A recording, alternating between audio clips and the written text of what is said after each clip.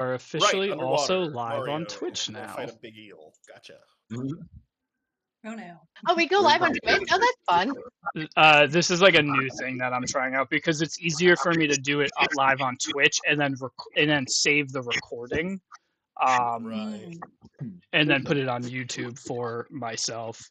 Nice. Yeah, it's literally just an easier way of going about that. I like it. Just gonna ask Denise if she can check the audio for Twitch because it's been giving me a problem where it's been like echoing like hell. Still doing that? Well, so I did it. It was an issue. Hold on.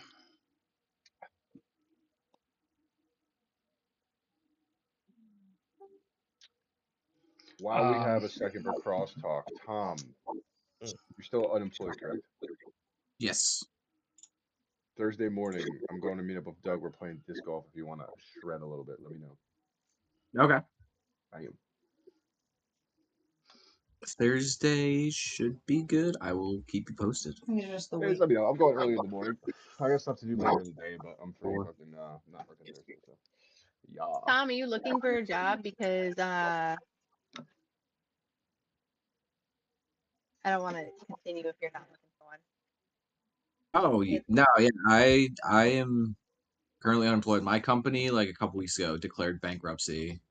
Oh shit. Oh, what are you, Spirit Airlines? Fuck. Sorry to hear that. Yeah, Sorry, Tom. I knew there was trouble in the water because like shit was going on with like my paycheck and like stuff was getting delayed, so it wasn't okay. Yeah, it was not a blind thing, and like with that test coming up, I was like, I can't even stress about this right now. Just keep fucking stuff, you know. Which is if it makes you feel any better, I got laid off on Friday, so. Oh no, Josh again. So. Yeah. Didn't you hear it? We're in the golden age. It's the golden age of America. I was gonna say, but the economy's better than ever, so apparently that's my fault. Right, I know, exactly. They just found a robot. That's such a bummer. But yeah, that sucks, dude. I can't. It seems like in your case, it had literally nothing to do with you. It was the same deal for me. Right, that was the thing. You know, I was talking to my neighbor. Like I literally couldn't have done anything. I know. They love me. Yeah, exactly. On to the next one. And at least, like, yeah, you can collect for the time being. You know, I've just been trying to keep a schedule, stay busy. You should like DoorDash. Way it goes. Yes, D&D professionally. DM. Campaign is almost ready. Startplaying.com, dude.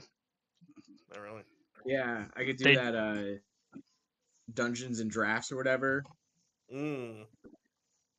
That Campaign one that goes around. ready, I'm sure you'll love it. I haven't seen that I know, one. Josh, I got some stuff for you tonight. No worries.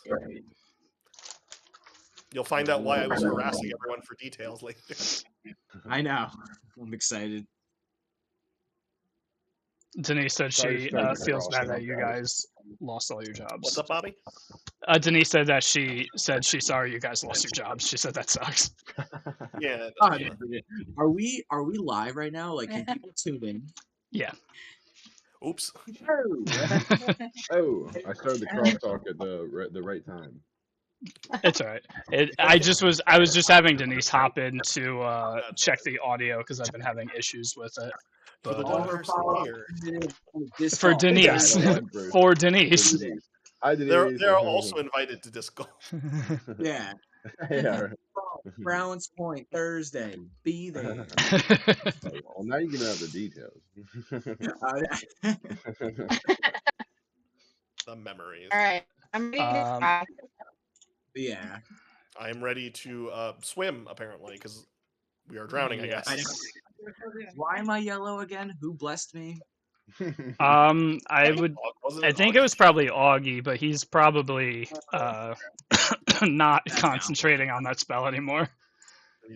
Yeah. I'll do a very quick recap and then we can dive right in. You guys are all good? All right, session 28 recap. Last session, the group continued their attack on Kars. Halfway through, occultists emerged from the mines, revealing it had flooded and the people below were drowning. focusing on the assault. Focusing the assault on Mizra, she was taken down, but not until nearly killing a Zip. Quickly, everyone filed down into the mines, where you discovered another chaos portal that led to the water plane. Augie used control water to create an air bubble large enough for you all to say your final goodbyes as he left. You destroyed the portal, now left alone in the darkened mine chamber. And Okay, you guys. And where did you go? Top of the order. So. Oh, shit, we're back in turn-based. Yeah, I mean, we don't have to go super into turn-based anymore. Okay. We'll do like a looser kind of turn. So I don't know how you guys want to start, but yeah, you're in this mine shaft, and with the little bit of light, as Augie said goodbye, as you guys have gone through this mine shaft in general, you've noticed a lot of the ore that they've been mining looks very similar to the astral powder. It has that light silvery kind of grayish to it with all these like pink and blue speckles of minerals inside of it. It's something that I didn't have a chance to touch on too much as chaos ensued. So yeah, there was the one, just as a quick refresher, you guys cleared out most of the mine. There was multiple cultists dead in the large chamber, as well as this giant like Cthulhu-esque squid monster. And there is one corridor left that you guys had not gone through. Oh boy. Would we recognize the crystals as like just being in that room, or do we need to do? I know you kind of just said it, but would we need to investigate it to realize it, or? I think that it would be pretty obvious. It's a pretty particular set of pinks and blues that is not something that you would see on like a day-to-day basis. So with your dabbling in the astral powder, you guys would probably quickly be able to put the connection together. Okay. Can I swing my hammer to break off some of these crystals? So you can. So attacks under water are made with disadvantage. Okay. So I would say give me a disadvantage. We'll say a strength check. Am I raging? I can't remember. I would say by now the rage is probably subdued. I know you raged to rip open. Where's my ping? The alternate pathway. That yeah. Okay, so I got 2 more rages left. I'll break out one more just to cancel out the disadvantage, so it's just a straight roll. Perfect. And then strength or athletics, or I would say just a straight strength check to see if you can make enough connection with the ore to break a chunk off. Oh, not 20. Yeah. Oh, wow. So it's just that. That's easy. Yeah, with the just sheer strength and frustration of the day's battle, you go into a rage. Ignoring the resistance that it would be underwater, you crash into this huge chunk of ore, and it kind of, you can see a ripple go straight through it, and it cracks open, and a huge chunk about the size of, we'll say, like a basketball kind of just unwedges and slowly kind of like floats out of this like fissure in the larger ore that you've created. Okay. Is it something I'd be able to stash into my bag? I would say, yeah, just because we definitely keep track of inventory weight. We'll say, yeah, you can definitely store it away, no problem. From what my section tells me, I am not encumbered. We have not dabbled with weight. It's not a concern of mine. We barely dabble in food. True. It's like we have a tapas once in a while, and that's you have an ale, and that gets you through everything. That's all. Fried chicken. Dude, I just survive on beef jerky and rations. It's all. Listen, above my child goes off of juice and a banana, so it makes sense. Now, we can make it work. above table, Brunier, did you that rock wall that you initially came down through in the original last session? Did you like break it aside? I think I just I pulled a rock to make a tunnel big enough for me. Okay, because I do kind of want to explore that last quarter, but I am worried that we won't be able to get out in time if we do that. Yeah. Well, we So do have turns, and we do know the way. Okay. yeah, and I was gonna say, Bobby, you said we're not in turn-based anymore, so it's just kind of like Yeah, we'll like loosely go through Right. it. I don't want to slow We're us down drowning by in you real time. guys. Yeah, just exactly. skipping stuff. I don't want to make it like a. There's not much left to do in here, so I don't want to make it this whole big thing of you guys one at a time going through. So if we want to just loosely converse as we make our way out, that's totally fine with me. Yeah. Can we All loot right, the cool. Yeah, basement? that'll be like my move. And then if I don't want to get in the way, but if other people want to start heading out, Does Brunier have dark vision or anything? yeah, because I'm Okay. a dwarf. Gotcha. That works underwater too, right? We kind of loosely said that like if your dark vision is like 30 feet, you can see like 15 feet in front of you. It's dark, it's mucky, it's cloudy water. There's a bunch of dead bodies, so it's got a lot of like blood and just crap floating around in it. So you can see relatively close, not like the full 30 feet. Yeah. Yeah. Do we want to just start top of the order, have Goxon kick us off? Yeah, I that's mean, Yeah, with sure. his cool with me. giant We're doing fucking rounds. dire wolf. I mean, we're underwater. Let's So try to shove the wolf in yeah, here. we're Maybe you underwater. should So go last. In here. It's like in Grand Theft Auto when you have a really nice car and you don't want to get out because you don't want it to get like destroyed or broken, so you drive I'm it through bringing like it the in. mall and you're like, I'm good, I'm good, I'm good. I'm pushing the warthog through Yeah, the hole. yeah. I knew it. I'm not getting off it. I am.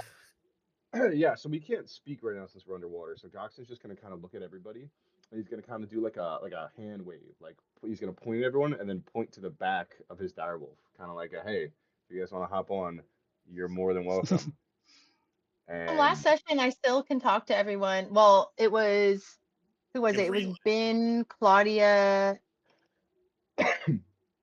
and someone else, like Was it me? via Psionic. I think it was because you didn't come in yet, Jared. Like Goxon didn't come in yet, so I think it was just Claudia, Ben, and Brunier because we all went our separate ways. So I can still Sonic whisper, but I can let everyone know if you want to. Do you know sign language by chance?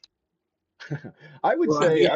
I would say Goxie just looks at everyone, points, like makes it very fairly obvious. Just points at everyone and then he points to the back of the direwolf, and the direwolf kind of looks over and just gives you guys like a accepting glance, like if you wanted to fucking hold on to his fur, we can get out of this pretty quickly, or go to wherever we Yeah. want pretty quickly. And then yeah, his turn's gonna end. I mean, I have so much movement that like I'm not really concerned with being the first person in unless people are on me. But I'm not. Well, I mean, if you want to too just much, so start making your way downtown. Making my way. A zip is okay. I'll just wait. What direction are you guys going as you slowly make your way out? Brunier is gonna put the astral rock in his backpack, and then he's going to psychopathically reach out to his zip and say, "Any sign of your mother?" No, not yet. I was just thinking about that. And then panic starts setting in. Yeah. I saw a turn on the right that we did not explore. And then, I don't know, my movement, I think. Are we half movement because we're underwater? Yeah, I mean, just for ease, we'll have you guys, because we're not going like strict turn base, we'll just have you do like your 30 feet or whatever your regular. Yeah. I do like 4 squares. yeah. So if that's the case, if we are doing movement, then I guess if we are doing turns, then I'll just move him up while that's happening. If anybody wanted to hop on him, up to you. But 5, 10, 15, 20, 25, 30, 35, 40, 45. I'll just put him right there. If anyone hopped on, they hopped on while we were swimming. You know what I mean? Because he's long, so I'm sure 3 people could sit on him, and then 1 person could grab Yeah. his tail. Also, Yeah, Josh, especially you can underwater, actually. kind of just like grabbing onto like a piece of fur. You know what? This probably Something's should going have on just with your mic. I don't know what, Josh, but Okay. Yeah, that's what I'm gonna do. I yeah, I imagine think a Zip just it probably grabbing onto the switched to your tail as camera he. audio. Bernier, do you have a lower walking speed too, or no? No, because I think my speed actually increased.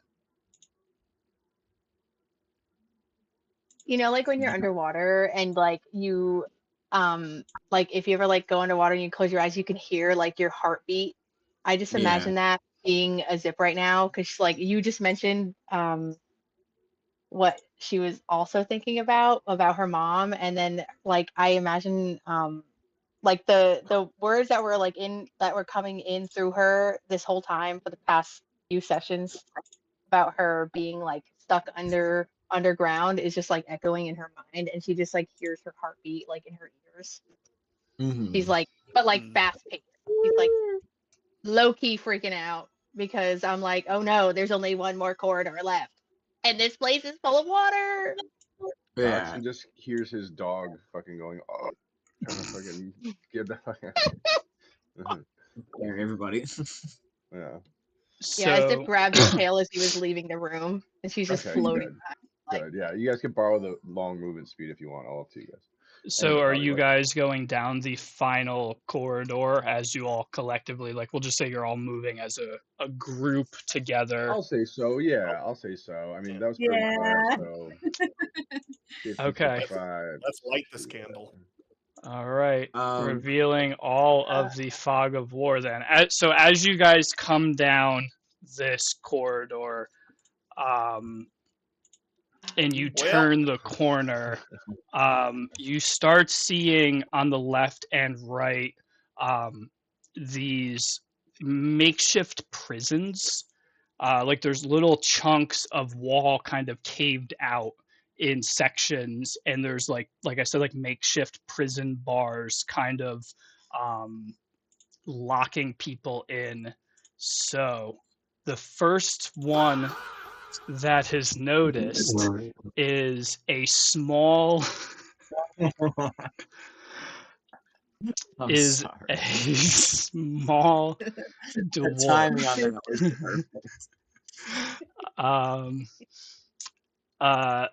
yes, there's a threw me through a I'm gonna fucking guess loop. he's not alive. Jesus So Christ, we couldn't have done this worse. as you guys turn around, Brunier, you will notice and recognize this dwarf. He's kind of as when someone drowns and they're kind of floating in the air, you notice this well dressed dwarf with this big red beard, and you can see a necklace kind of floating out from under his collar, and it has 2 keys on it. One is a large dwarven key that you will immediately recognize as the key to your father's shop. Norm Redbuckle, we didn't discuss this. He is the man that purchased your father's shop from you. I sort of just gave him a name. Yeah. And yeah, so he had, you can see the key, and you just have these flashbacks to all of the times that you've helped close up with your dad, and you recognize that key anywhere. The other one you do Okay. not recognize. It is significantly smaller and daintier. Um, Okay. but yeah, he is floating in this makeshift prison, no longer amongst the living. What do you do? What does the are the doors like?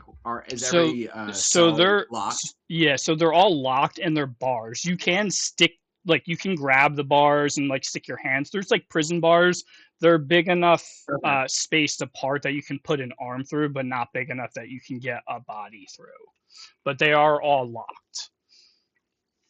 Okay. I'll take a swing at disadvantage to bash the door open.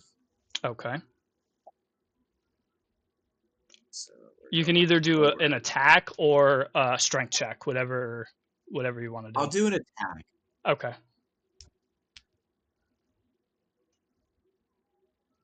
And this is with your maul.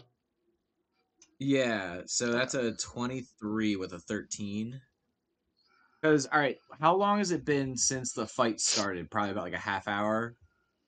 Um, it's been yeah. I mean, it was you guys went 14 rounds, so that's a minute and like a half. And then the time to say goodbye to Augie. So that's probably been yeah like another like 5-10 minutes to say goodbye to him, stuff like that. So it's been close to a half hour. Oh, okay, cool. So I still have the potion of Hill Giant Strength going. I would say it's Uh, probably still it's nearing the end if it's a half hour. Um, it's an hour. it's It's an an hour hour. duration. Okay, yeah, no, you're Okay. fine. You're fine. You definitely still have that. Then yeah, I'm bashing that door open with a 23 to on the attack. Yeah. So as you smash into it, the frame where the frame and the door meets caves in, and it doesn't fling open from the water, but it smashes in, and you can see that it's broken off of the lock and is now kind of able to be opened. Okay. Yeah, then I'll go in and I'll nab each necklace. And then yeah, I don't know. I'll just think like I can tell that he's gone, right? Or do I have to? You can tell that unfortunately he did not make it. Okay, then yeah, I'll do a little dwarven prayer in my mind, and I'll just grab the two necklaces and get the fuck out. Okay.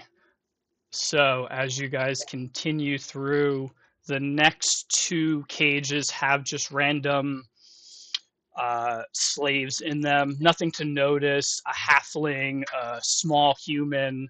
The next one, however, you all do notice. It is Quintus. He is also, in the same way that Norm is kind of suspended in the water a little bit, he also has Oh, drowned. all right, I'm doing an attack roll on the door, disadvantage. Okay. 28. Same Wow, that's a thing. 20. Damn. So same thing as the previous door, but with a little bit more oomph, seeing somebody that you guys have had quite an interaction with in the past. That door caves in and swings about halfway open. Okay. Am I able to get in there and reach him? Absolutely, I'm yeah. not raging right now. Yeah. Yeah, you can definitely get in there. They are relatively small cages, but enough that you can wiggle your way in and grab him and kind Okay. of guide him out. So that's what you're doing. You're kind of pulling him out. Yeah, and I Okay. assume that I would technically be like grappling somebody. Yeah, I would say now you kind of, even like as you guys move out, if you're holding on to the dire wolf, holding on to him, you guys are able to make your way out. And I am probably going to butcher this next name. Calcaneus? Yeah. Yeah. So as you guys make your way through, Claudia, you are up. You recognize this person. Um, what do you do? Are they very dead? Unfortunately, they have also passed. Okay. So Calcaneus is Claudia's father above table. Claudia seeing this, she I will has say that no you can also, like, through a Zip's telepathy, you can probably communicate with her too. We'll just say, for ease of communication, it's the whole group. yeah. So I guess what everyone would be outwardly seeing, because this is pretty much silent, is Claudia's gonna swim by the cage, see who's inside of it, and let's see, what do I have on me?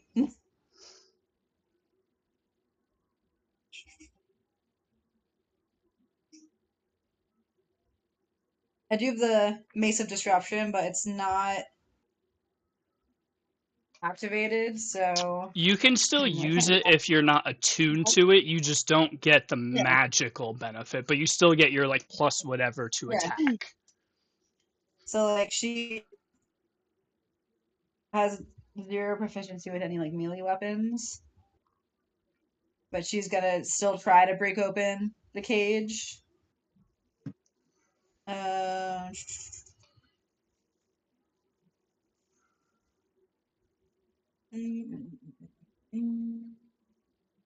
Here we go. +4.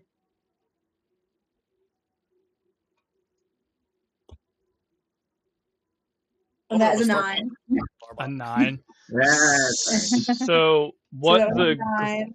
so I'm assuming what the group sees is you see your father in the cage, and they see you take this mace out, which you've never used before. No. And I'm assuming it's And not I'm just never- one strike. I'm assuming you're just frantically trying to Oh, yeah. bang on it.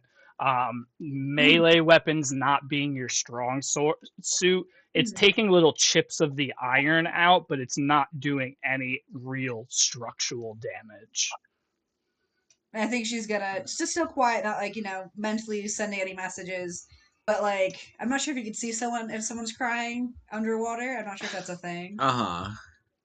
But she's gonna turn to the only person that she's seen successfully open a cage so far. It'll be Brunier. And just step. She's gonna turn towards Brunier, then step aside and wave a hand over. Okay, yeah. And I'll let Quintus go and let him float by the dire wolf and then take another swing at disadvantage. Just nods his head, understanding what's going on. That is a 24. 24 and 3 in a row, seeing Claudia frantically just chipping away at this, you kind of slowly push her to a side, take one big swing, and the gate goes crashing open. Silently crashing, because you're underwater, of course. Right.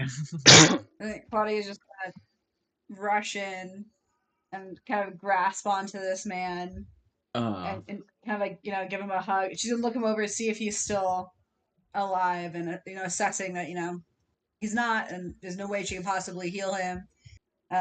She might, she would definitely dump a healing spell anyway, just being stubborn. So you I'll guys cast that. see Claudia grab a hold of this person, and as she's crying and squeezing onto him, you see a faint light glow around them, and unfortunately no life comes to him. Brunier is gonna telepathically reach out to a Zip and say, ask her if she wants to bring him up so we could give him a proper burial. I'll relay the message as well. Okay. Claudia's gonna turn to Brunier and like shake her head. And do I have rope? Oh, I do. She'll Oh, this is actually perfect. take the rope and she'll tie. I have the rope of climbing, so I will start unveiling that, and it's just gonna Like a little serpent snake, it makes its way through, and I'm assuming wraps Quintus and Calcaneus.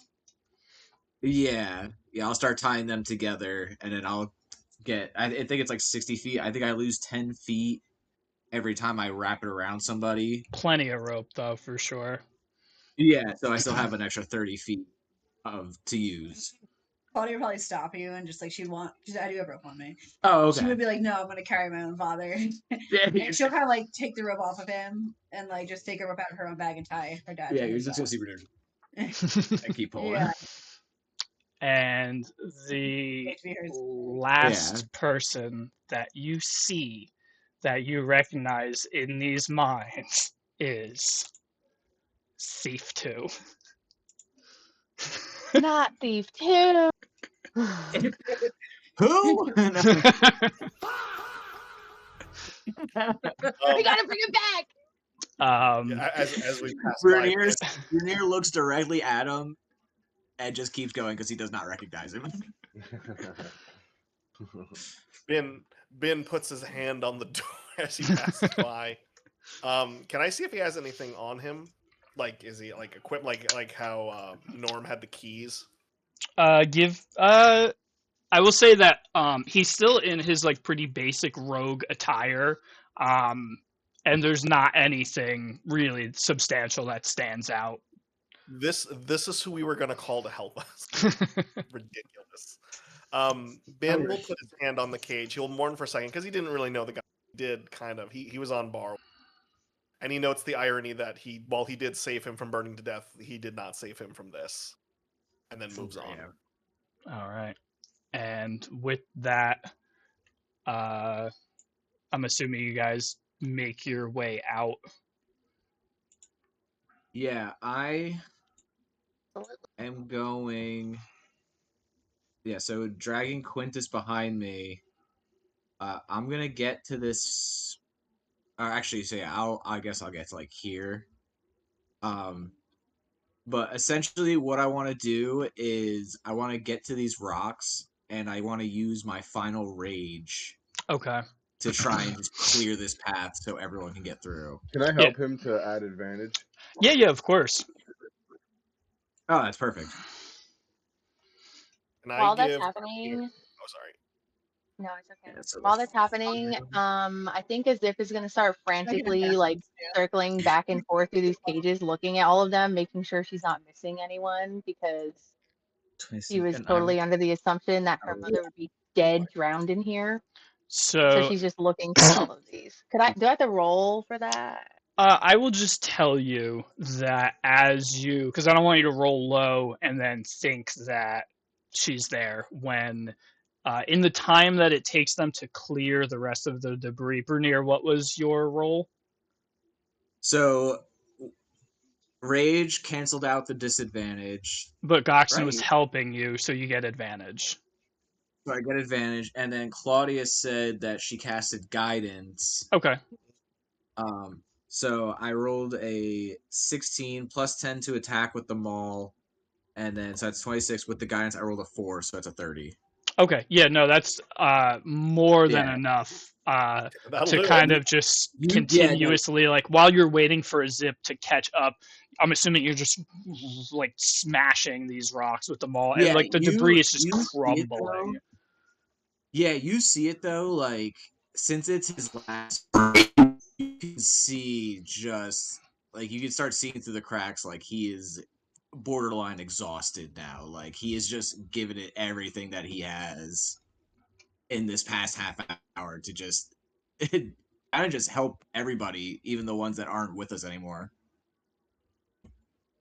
And So yeah, he's gonna swing like he's basically swinging at these rocks like his life, everyone's life is just on his shoulders, depending on it. yeah, and with that burden, with that stress and exhaustion, you find enough in the well that is the indestructible Bernier to clear out the debris. And a zip while you wait, you search every single cage over and over, looking, hoping to find your mother, and there is no one that fits the description. Most of the people that you notice down here, they're all men. There's no women down here as you search through these cages.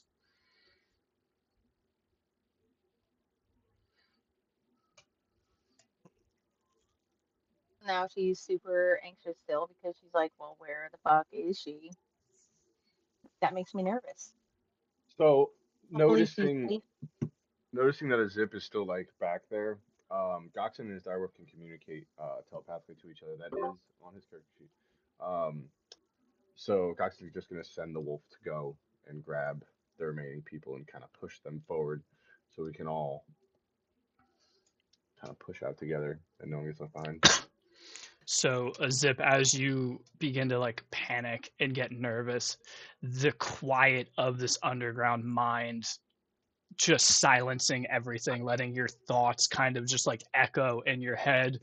You like come to almost, and you realize that the dire wolf is kind of nudging you, and then he kind of softly bites like a cub the collar of your armor and starts kind of backing you up out. And slowly, you guys all file out of the mine back into the what was once a massive battlefield. Brunier's gonna line up right here just to make sure. He's basically just doing a head count. Okay. Oh, Ben still has his light. Oh no, he's not the last one out. Okay, yeah. Ben, I think if Ben would be in the middle, he would kind of be like he would hold up like 2 fingers. Did Claudia leave yet? Yeah, Okay, which is her sorry. dad back for it. Ben just swims past that. Never mind. No, you're good. Yeah, it could be that. Yeah, or you're just letting me know that Claudia was on the way. Goxon and his dog are both coughing up water. That's just all I can say. All of those people were strangers to them. That's Ben why is I going said to- that Goxon had the least at stake here. Yeah. Technically, He gets out and all just right, goes, so "Woo, actually, happy we can you- breathe now." No, so above table, actually, you actually do technically have a connection to Quintus because you and him were doing all the talking. That was the session that you weren't there for, and I was in the barrel. So while I was in the barrel, I played as you, and Oh, we right, had right. like I was gonna say, Yeah. I don't know that motherfucker. He must have been I there. know, when That I was there. the old I know. Goxon. Justified, The- like you technically did like know Quintus. I thought he But- was a fill-in while I was in Valhalla. Fucking. that was old Goxon. Goxon the Redeemed don't know Quintus. Yeah, Goxon the don't know. Redeemed don't give a shit. Yeah, it's Yeah. like when Gandalf the White comes out. He's like, "Who is?" Yeah. And I will As say that everyone- real quick above table, just so you guys don't think I'm just being a complete piece of shit and killing everybody. When that cultist came out of the mine coughing up water, that was the cue a timer started. I gave you guys 10 rounds, which is 1 minute, which is the average time that a person can hold their breath as a character. So you guys had 10 rounds to get into that mine and try to get people out. But you guys were so focused on the battle, rightfully so, that nobody really kind of went in there. I wasn't sure if that was going to cause like a party split, which is why I didn't like, even though Right. Kars was like pretty dangerous, it did leave a little bit room for a party split in case somebody wanted to go down there, especially with having Augie and his ability to move full motion. And he could hold his breath for like an hour underwater. So that was kind of I think where that was just. I think that's just because of how the battle was spread out. Like It we was had just the an big intense choke battle. point. Like I feel like we Yeah. I was put getting disparity swallowed with out because of the air. when I had Goxon Misty Step over to the mage that was near the mine, I was gonna go in it, but there was so much going on. I was like, they still need help. They still need help. yeah. I didn't take it as a timer. I thought it was a hurry up. Like I didn't think it was a timer in the It, same way. it was a 10 round timer, and I waited I think it activated on like the 4th or 5th round. Like I gave you guys time to get into there and like do your thing before I Right. started counting. That's But, cool. It's only some shit to do. Anyway, But yeah, I just wanted to give you guys a peek behind the screen real quick, so you don't know. I'm not just being a complete piece of shit. It is your fault. Pull bud. the curtains Um, back. Or- It is my fault, As- and you can be as- mad at me, but no, my reasoning is justified. Yeah. As everyone's emerging out of the mine, Ben will use predigestation to set some small fires out, and he's going to dry off everyone's clothes as they come out. He's going to set fires so everyone themselves as they come out. Presumably Bernier, very just cold. really exhausted, is just going to use thaumaturgy to increase the fires. Teamwork, non-combat. Yeah, teamwork. exactly. Like he's not even like he's literally lying down and just like you just see his like hand raise up. Ben will snap his finger, and everyone's clothes will be dry now. Ah, beautiful. Dang. Before we move on, I'll be right back. Okay. Wow, Goxon's laundry. going to get off of his direwolf and just start looting the bodies around. I know we didn't really have time. We didn't do none of that. Oh yeah, that's right. I expect So- you to be fucking specific. Just at the very end, you can tell me what to put in what body. It's fine. So there's That works. a lot going on in this particular scene. I will start off with the most glaring thing, which is the 3 werewolves that you guys killed. As you guys walk through the battlefield, there's a couple things that you guys all notice as you begin looting. The first one is Claudia. Good news for you. your DM forgot to add one of your family members as one of the bodyguards to Karst. So as you walk past the three werewolves that Brunier absolutely mutilated, you recognize them, but you recognize them as your fellow hunting mates. Like they were considered fierce warriors in your tribe. So for that, you recognize the three deceased werewolves as they've kind of died and transformed back into their shifter form. But fortunately, they are not any family members or anybody of significance, just fellow hunters that you fought alongside Her with. cousin. But no particular family members.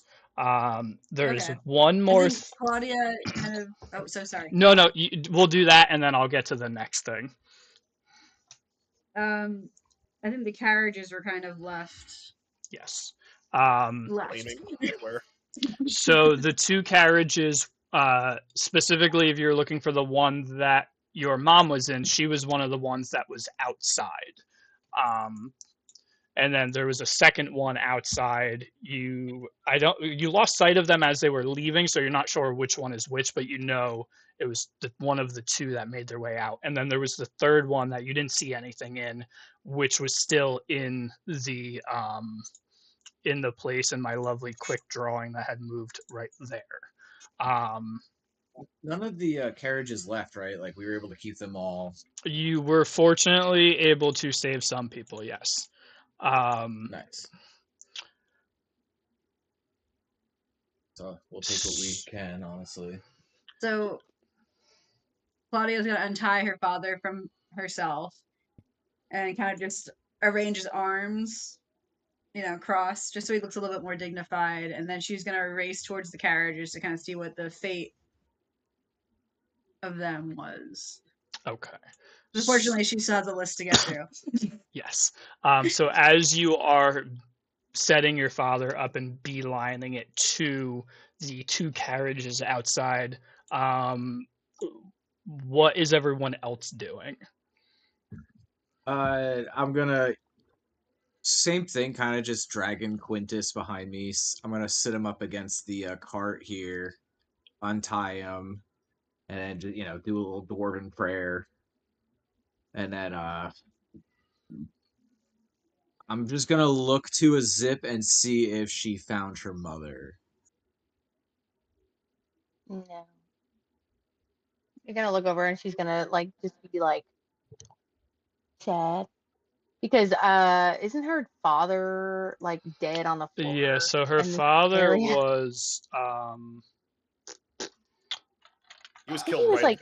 he Out. was Yeah. I don't know why I'm looking for a token. I can just ping it. He was like about somewhere like in that area. Yeah, Zip's gonna slowly walk to I guess the area where he was. So And he's just gonna look back at Bernier and just be like as sad you face. as you make your way over towards your father, if you remember, he dropped an amulet, a small little locket, when he was beheaded. And as you approach, you will see sitting in the dirt, probably a little ways off, probably like right there. You guys can see my ping, right? Yes. Yeah. Okay. You see none other than Boblin the Goblin. And he is sitting there looking down, just staring, like he's just sitting on the floor and he's just staring at the locket that your father had dropped. Bernier is going to do an intimidation check, and he's basically just going to say to Bob, like, that's not yours.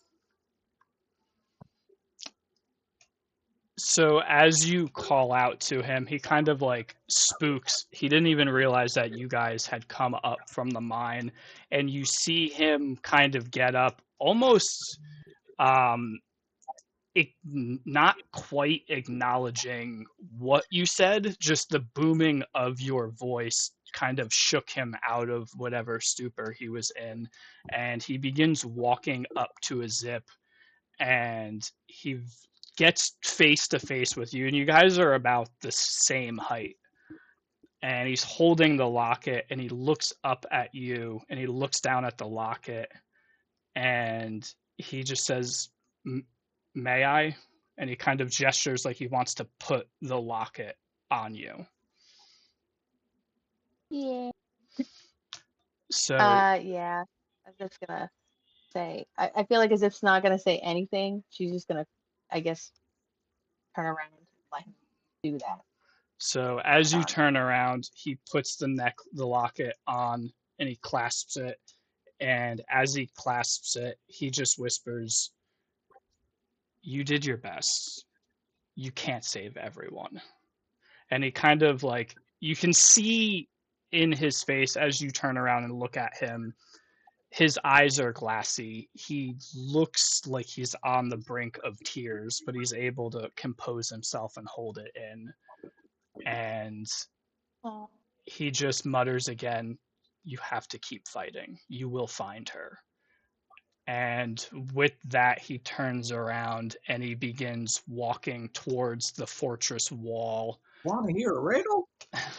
No. And as he walks towards the fortress wall, he just snaps, and a gold circle kind of swooshes around him, and he disappears. Oh. Dang, I wanted to say A something zip. to him.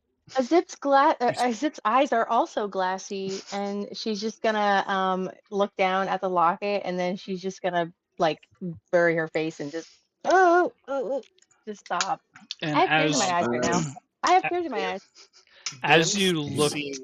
Oh, sorry. as you look down at the locket, you can tell that it is Alan was his name, um, with someone that you would have to assume is your mother holding what looks like a newborn baby Zip wrapped in like a small little blanket. It may be baby me. Oh, Rest in peace.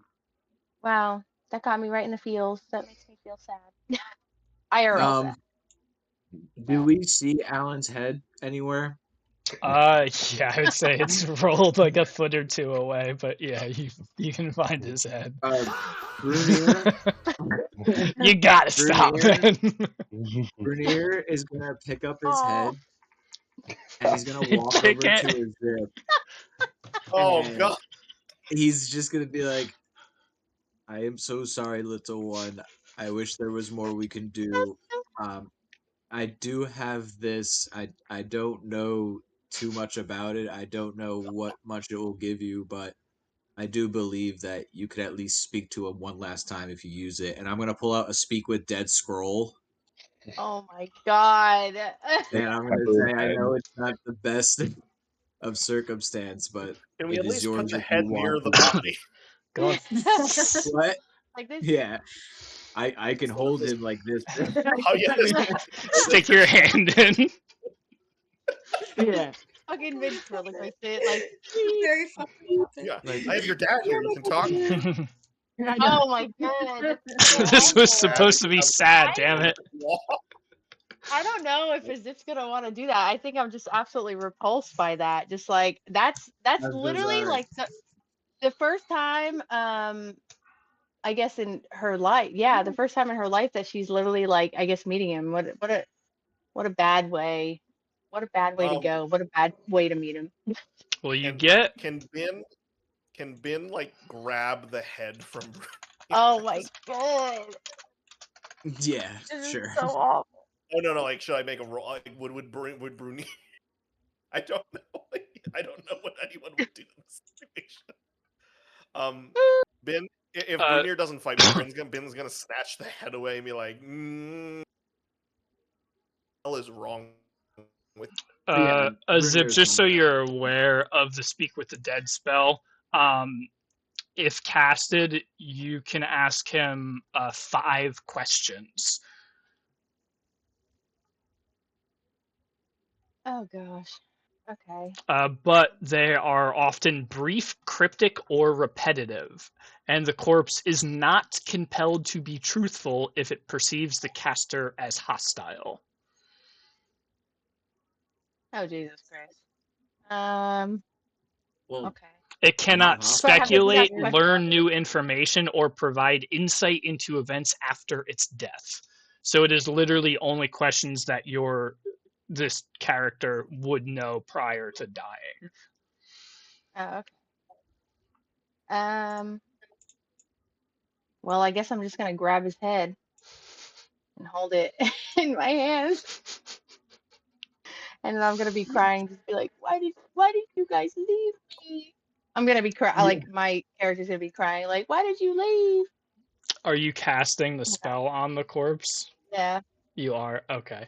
So as you Shakespearean style hold this head, you hold the scroll Hold in it. one hand and you begin muttering the arcane words on the spell. And as you mutter these words, they begin to turn gold and burn off.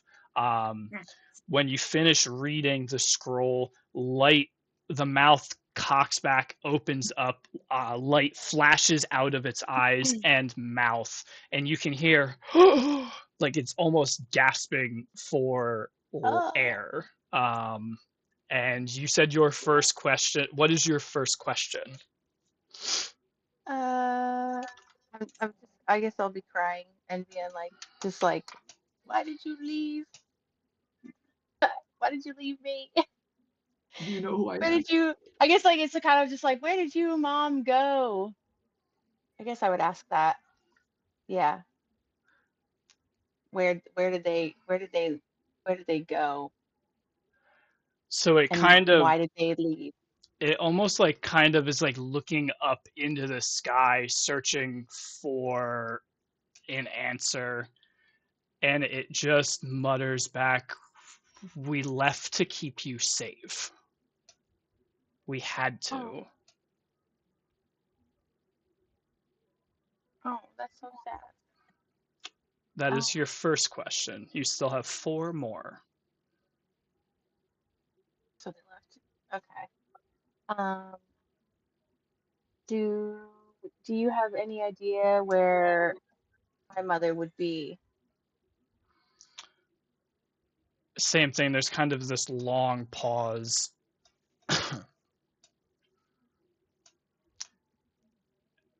And he says, "Cages. She was in a cage.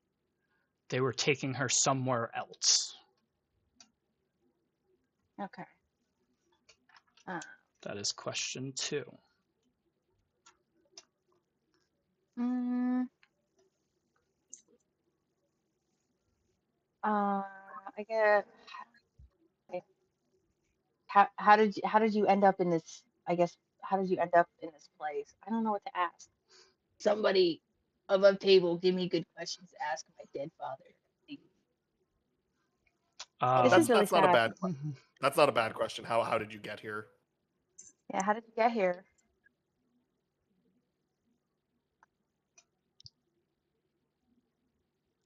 these people have been going to towns and kidnapping people. They found out about your mother and her powers, and they decided they needed her, so they kidnapped us. Uh, Brunier's gonna whisper into a Zip's ear, and he's just gonna say, "Ask where they were taking these people next." That's what that third question I was at, That was third. You have two more. This would be four. and then I'm gonna relate. I'm gonna ask that same question that Bernier is whispering in my ear. So you're just Where did asking they take? where they took them? Yeah, if he has any idea of where. Yeah, where were they taking them? Yeah. They were taking so many different people, so many different places. I don't know. Okay. Is there anything if I find mom? Is there anything that you want me to say to her? Tell her I love her, Oh and I hope I was enough. No.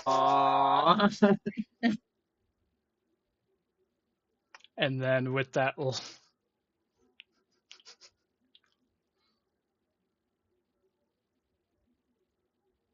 Bernier's gonna be tearing up behind a zip. Ben casts his performance of creation. He's going to make a big comfy blanket and wrap it around his shoulders. oh damn, that's like so damn. Um told you I was coming for Oh. one of you. for real.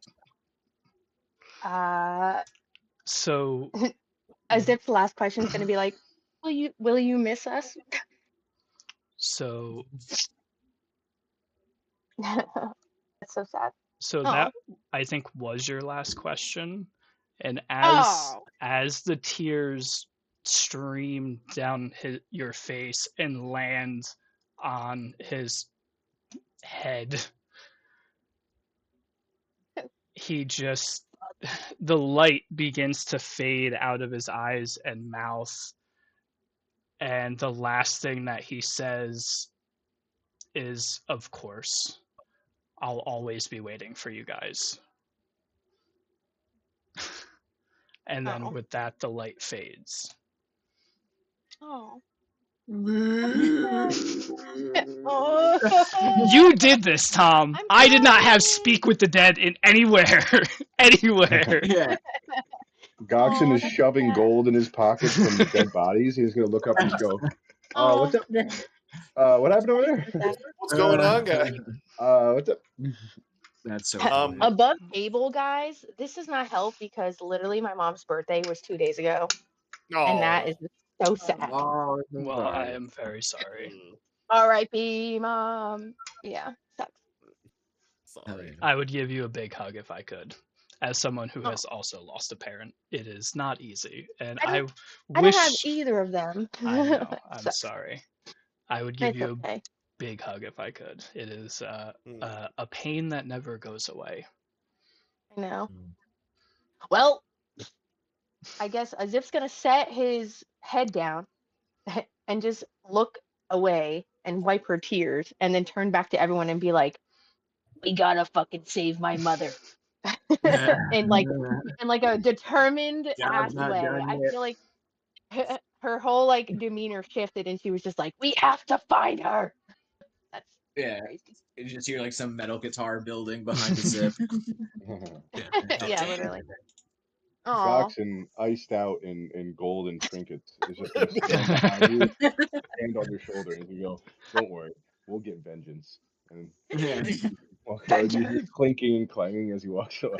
He's got so much money. Ben go ahead. Ben wants to help, like, kind of guide a zip over to one of the fires and just kind of have her sit down for a bit, if she wants that to was go. heavy. Yeah. We're not Okay. even done What yet. time And We as still we is have. walk away, Is it like, I'll just jingle it- one of Ben's little bells, one of the 4 fucking bells he has one left. of the few remaining bells he has left. I am a man of assuming my it's, like, word. easy, right? Britt, give yourself an inspiration point by clicking on the little logo thingy. You Oh. can re-roll 1 die at any point.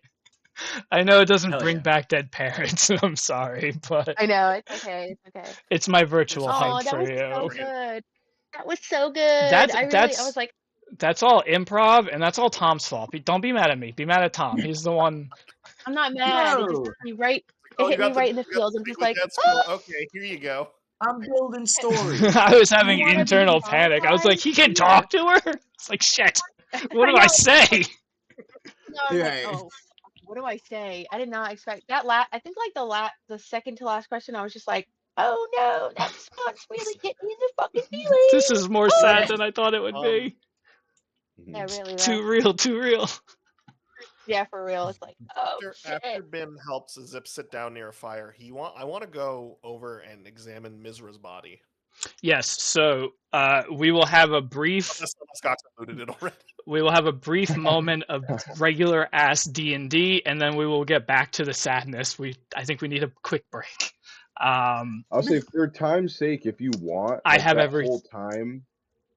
What? I have Even I fucking have Jack. everything written down, loot wise. So however you guys want to divvy this up is entirely up to you. Let's I say wasn't- for Wally would time's sake that definitely want to Goxon claim brought it all to Mizra. the middle for everyone to Okay. decide. So no one has to go, oh, let me run over here. Like, it's just all in the middle. That's what he was doing the whole time while the head was talking. He was like, what Oh. the fuck's going on over there?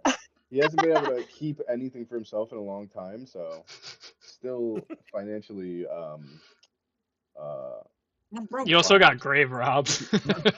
yeah. That Just a is little bit. so A little bit. fucking funny. Greedy little Sorry. fucks. You know what Yes, makes me happy? This. cats. No. That makes me happy. Oh, Kitten. It is a cute kitten. oh. She's so tiny. This is Yeah, the blanket Jojo. that been wrapped around your shoulder is covered in cute cats. Yeah. Piranha, It's made yeah. of cats. It's made Kitty. of cats. So He and kills them at Ben's night very while allergic, you that's why guys are he bamfed sleeping. out. I'm sorry, Brett. Ugh. It was my goal, and now I feel bad. Don't feel bad. Don't feel bad. That Look was what so you've good. done. I literally, as soon as like we got to it, I was just like, I'm gonna fucking cry today. I just Brunier is like, Oh, you fucking want to make it worse? I know. I wouldn't want to be crying on stream with anybody else, guys. I was trying so hard to not make jokes the whole time, but only because it was a severed head. If it wasn't a know. severed head, it would have been fine. But the severed head, like, I felt like a kid in class when you're not supposed to laugh, and I was like, And just Oh, remember no. to all our subscribers out there, the code for the store today is milk table. That's milk table in the store. All one At word. checkout. 25% Yeah. off Oh. AdamandEve.com. speaking of Oh. milking table, Jesus. Ben is going to walk away. He wants to go find Mizra's body, if possible. Absolutely. It's already said outside that. on the other side of the wall as she fell.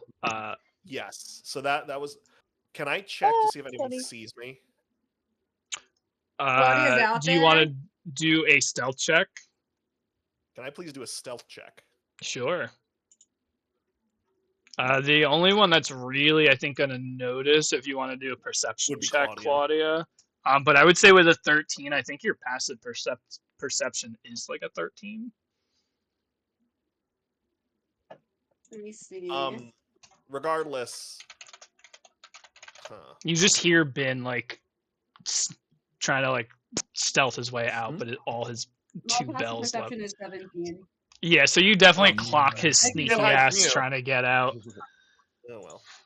And Claudia's Um, just like, Ben? I killed her. What the fuck? She's mine. Ben is gonna look over the body for a long second, and it's been a very stressful day.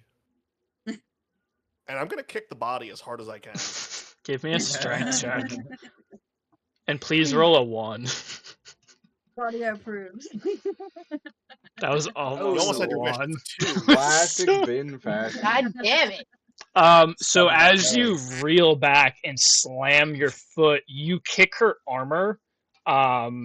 So the body kind of jolts a little bit, but you take 1 bludgeoning damage. No, I'm kidding. Oh. That's gotta stop. Can I zip run up to her? She's the one who like chopped my own father's head off, correct? That is, yes. I see everybody's just. We're gonna have a kick. Can we have a head for Yeah. head? Can we fucking If take her you- head off? If Take her you head. if you It's a want skull to, now, so I acid shot the hell out of it. Yeah, so That was as- the skull. as you run up, are you just gonna like jump on her and just start like severing her head off with like a dagger, like just full psycho savage? I think so. You think so? Because If now that's- she's angry.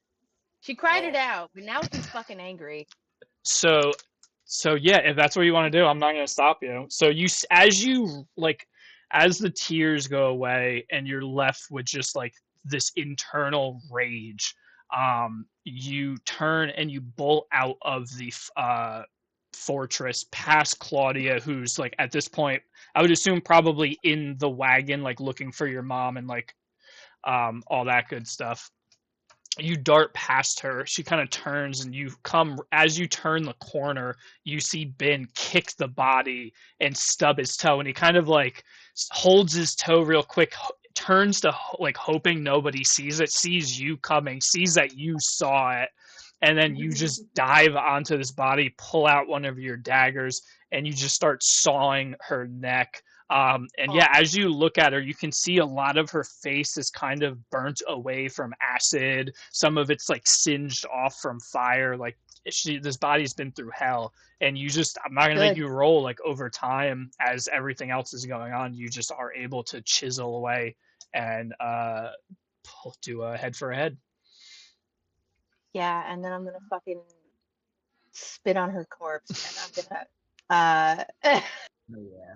I'm gonna fucking. I guess I'm assuming that she has like hair, right? Yeah, It's all burnt she away. had long white hair and a thick braid with little skulls kind of as like gems kind of woven inside of it. So yeah, so you can easily just pick her up by like the braided hair. Yeah, that's what I'm gonna do. I'm gonna pick her hair up. I'm gonna fucking take one of her skull pins in her hair. I'm gonna put it in mine, Hell yeah. and then I'm gonna fucking. It looks like a small I little guess bird. That's kind of the shape of the skull. It has like a little birdie head to it. I love that. I love that. And then I'm gonna just hold it up, and then just I guess shout to everyone, be like, a head for a head, right? And yeah. Wait, Is where it do you gonna- yell that? She is I guess currently I'm gonna come like over here. okay. So yeah, Oh, so you're at the you see a back Zip foot? come turn around the corner back in, holding the head Savage, of just Mizra, just fuming. And then Oh, with yeah. that, I will rattle off the loot for you guys real quick, and you can divvy that up however you want. So collectively, the 5 guards had 25 gold each. I don't know if somebody wants to write this down. I am, yeah. So 25 gold in the inventory per person. well, this is just, I'm just going to rattle off collectively what, as Goxon has walked around and taken everything and kind of compiled it into a giant pot of winnings. So the guards all had 25 gold each. There's 5, so it's 125 gold total. And they each had a short sword, so that's 5 short swords. The 3 archers that you killed had 75 gold each, so that's math 75. What's that? 150. Oh, that's 100. And then what's that? We're up to 225. 350. We're up to 350 total 375. for gold. Ain't so good But math. there's 375. right? Where'd you get 375 from? 75 times 75. 5. So 75 350 in times total for all the gold from Oh wait, the 3. guards and from the archers. I'm just Um, punching into the Oh, I calculator as we okay. and then the archers each had a longbow, so That's that's probably a better 3 idea. longbows. The drow riders that you killed, they each had 20 gold, so that's 60 gold, plus 3 hand crossbows. The guard captain had 300 gold and a +1 longsword. The werewolves, the shifters, didn't have anything on them. Mizra had 500 gold, a +1 studded armor that gives you advantage on stealth checks. And then she also had her sword, which I homebrewed, if I remember things. I So far, we're up forget. to 1,210 gold. Wow. So And that's not I an will say, just because it's been a minute and there's a lot going on, there is, and this is like a pretty vague looking map, that is her captain's quarters. I just wanted to remind everyone that. Yeah, I was gonna say that's where Yeah. Brunier is heading. So I was not going to remind you guys, but I will, just because, like I said, that's just a brown Oh, I box on the remembered. screen. So, okay, cool. Oh, I remember. Yeah, I was thinking about it, but I didn't want to interrupt any of the Okay. role play. This Um, whole time I that's thought like, that was well- like a hay bale and we could jump into. No, it was. Yeah. Out of a making bill. Yeah, while they're like, while Goxon's looting, they're kicking Mizra's body on the ground. Brunier is gonna enter these quarters, and he's not even looking for loot. He's looking for anything that could give away any plans for the next move. Okay, give me an investigation check. Okay. Also, real quick, not counting the weapons, it's 302 gold each. Not counting obviously any of the weapons. I only just counted the gold. 302. Yeah, 302. 302 each. Thank you, thank you. Oh, nat 20. Nice. Oh. You guys. You're just rolling 20s today. I know. If only we were actually in battle. So at the moment, I did not apparently finish making her whip. Oh, Okay. nope, there it is. Okay, cool. So whoever takes her sword, it is under the homebrewed name Mizra's Snake Sword. It is it's essentially a +1 short sword that has a 15-foot range.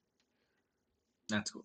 Because That's awesome. whips suck in this game, so I had to kind of diddle around with Make the my own. I had idea. to make my own. Yeah, I kind of had to play with it because it doesn't do slashing damage. And I'm like, it's just a yeah. It took me a little while to figure it out, but I ended up It's like settling a on weird club. yeah. So if you put in Mizra's Snake Sword, it should come up under the homebrew. It's +1 to it. It's a +1 short sword. Does you can use a bonus action or whatever to unravel it to 15 feet. And on a hit, the enemy must make a Constitution saving throw. I put in parentheses bin state save DC because I assumed he was going to use it. Is a 14. On a success, they take half damage. On a failure, they take full. I forget what that was for. Oh, that was for the additional poison, which I did not add into that. So I will have That'd be a good to. option for bricks. It's a dex weapon, technically, right? A short sword.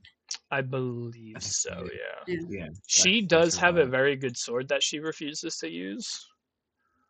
But she can. I think you can dual wield that though, Yeah, and if right? you don't have that feat, get that feat yesterday.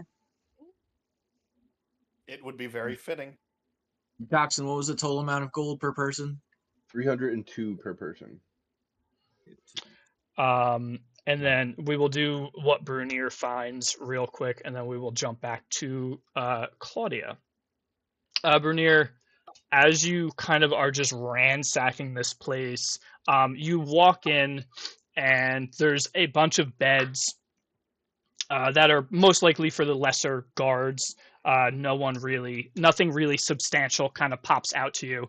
But you see at the end of the room, there's a door. You barge through the door. That's the captain's quarters. You just start ransacking this place. I'm assuming looking for anything and everything of value. Yeah. There's like a bookshelf. There's tons of books. You start ripping it through. You find nothing. At the end of her bed, you find a chest. As you pop it open, it is filled with gold. It has about 2,000 gold in it. Okay. And 2000. with We're sad, but we're rich. Brunier puts it all in his pocket. just walks out with like 400 these gold. huge pockets. Bernier ties rope to the chest, wearing the chest. Yeah. Just like under my shirt. What you As got you're there, buddy? doing that, the direwolf finds you and just starts smelling. Well, you just got another Looking at 400. you, Bernier. He's like a truffle It was pig. yeah. Mhm. 302. Yeah, in the 400. So Okay. a little around 700. Okay. Any letters, maps, again, So like the bulletin board with the. you find I didn't have a I'm thinking of like I'm thinking of like a dream board or like basically whatever vision board. whatever Charlie has on the wall for Pepe Sylvia. Like I'm looking for that. Like I'm looking for plans. So you find as you are ransacking this place, focused, not distracted by the gold like a man by the name of Goxon would be.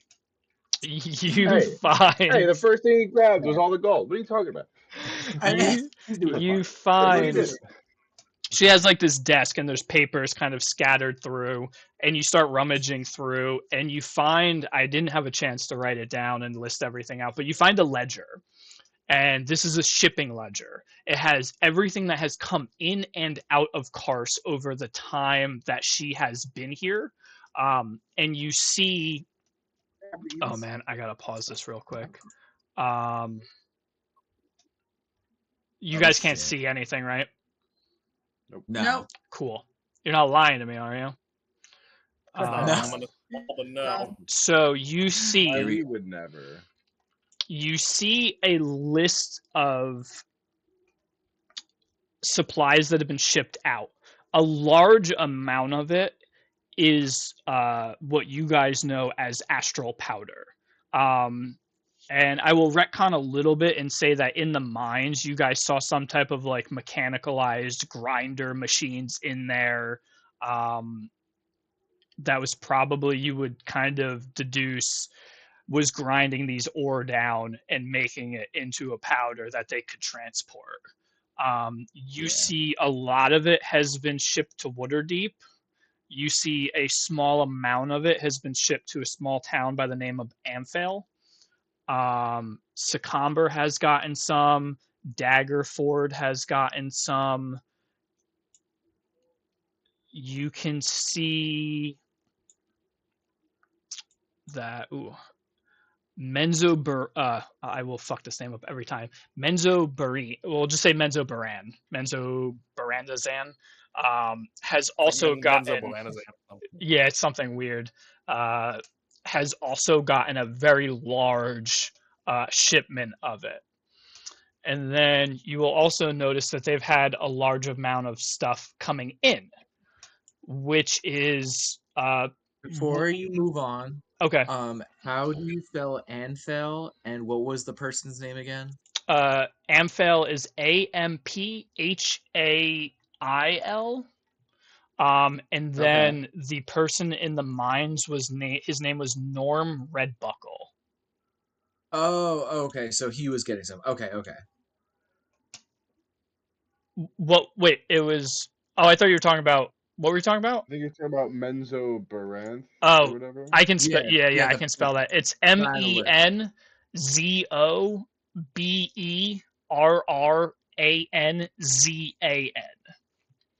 I'm so sorry. One more time. I'll put it in the chat. It's easier that way. Oh yeah. Perfect. Thank you.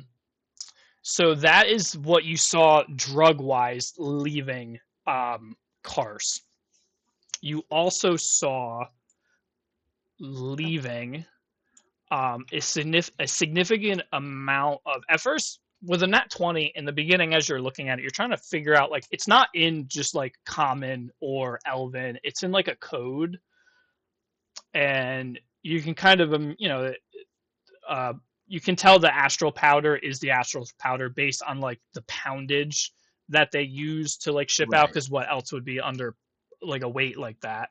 And then you start seeing like weird letters like MF over and over and over again, and then you realize, and you see numbers next to them, and after a moment you realize those are people. They're shipping out people as well. You notice on a nat 20, you notice there was a few females very recently that got shipped to Waterdeep, as well as a few males, and a lot of them range in age. The women are a little bit older. The men, though, are young, like anywhere from 8 to 30. Okay. So those all very recently, that was a shipment that very recently went to Waterdeep. And then you will also see, similar to the shipment out to Waterdeep, you see a shipment that went northwest to a location known as the Grandfather Tree. Um, that one's a little bit more sporadic, almost like she didn't really care to keep track of what was going up there. And as you kind of look at it, you can see that a shipment has went up there a couple times now. There's no poundage in the way that it would be astral powder, but like I said, it does seem like she didn't really care for whatever people or whoever was going up that way. Okay. And then I think that covers everything. Yeah. Okay. So they just there was only a couple shipments to the grandfather tree, but nothing too serious. No, nothing as far as astral powder. There was just a fairly large amount of people that went up there that ranged Okay. pretty vastly in age.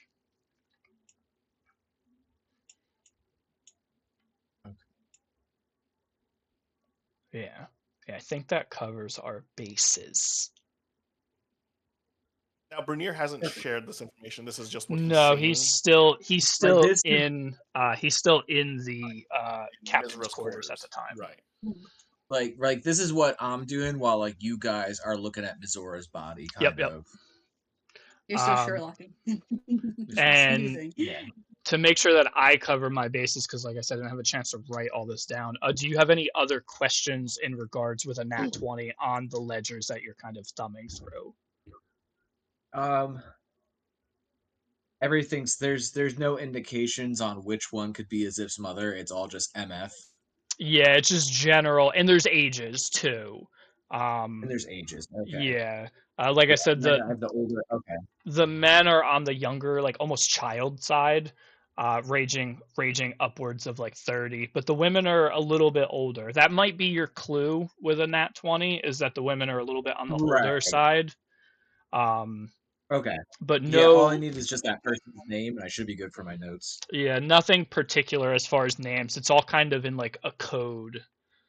Okay. But okay, yeah, as long as you don't have any other questions, I think Yeah. I No. got No math or everything. anything like that. Just the logs. No, just the logs. Yeah, she's been keeping a pretty tight Okay. log on everything that's been coming in and out of here. Um, yeah, the biggest thing is it's just Yeah. been coming in.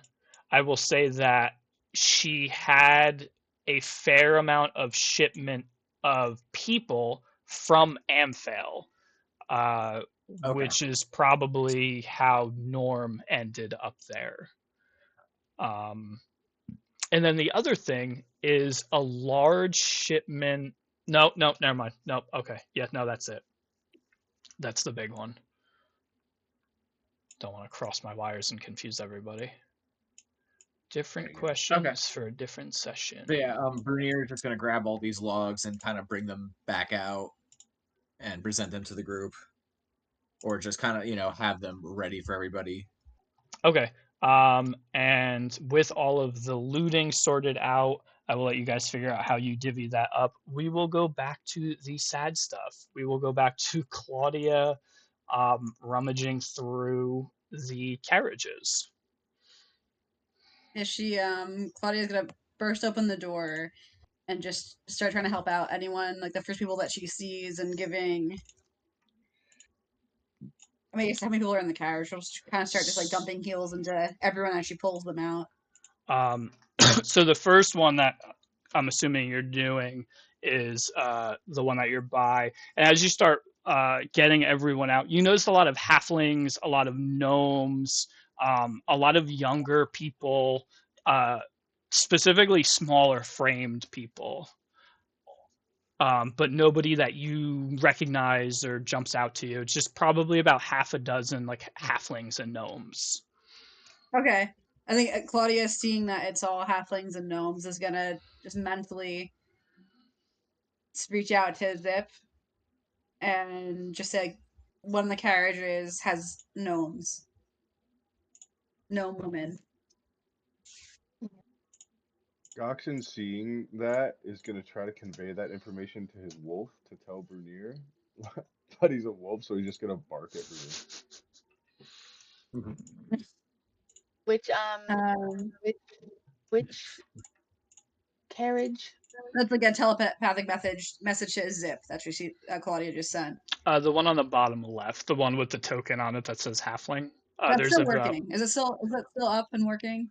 I think yeah. so. It's good Yeah. for. Okay. I've I think I just I want to make rolled sure. like the maximum. I think it's like 8 hours or something. I think I rolled like an 8 for the amount of hours that I can literally actively. I can end it at any time, and you Okay. can too. Yeah, I think it was I have like 8 4 spell hours. slots left. I think Claudia's just like dumping heals into everyone that she can. Okay, yeah, and as the halflings They're coming come out.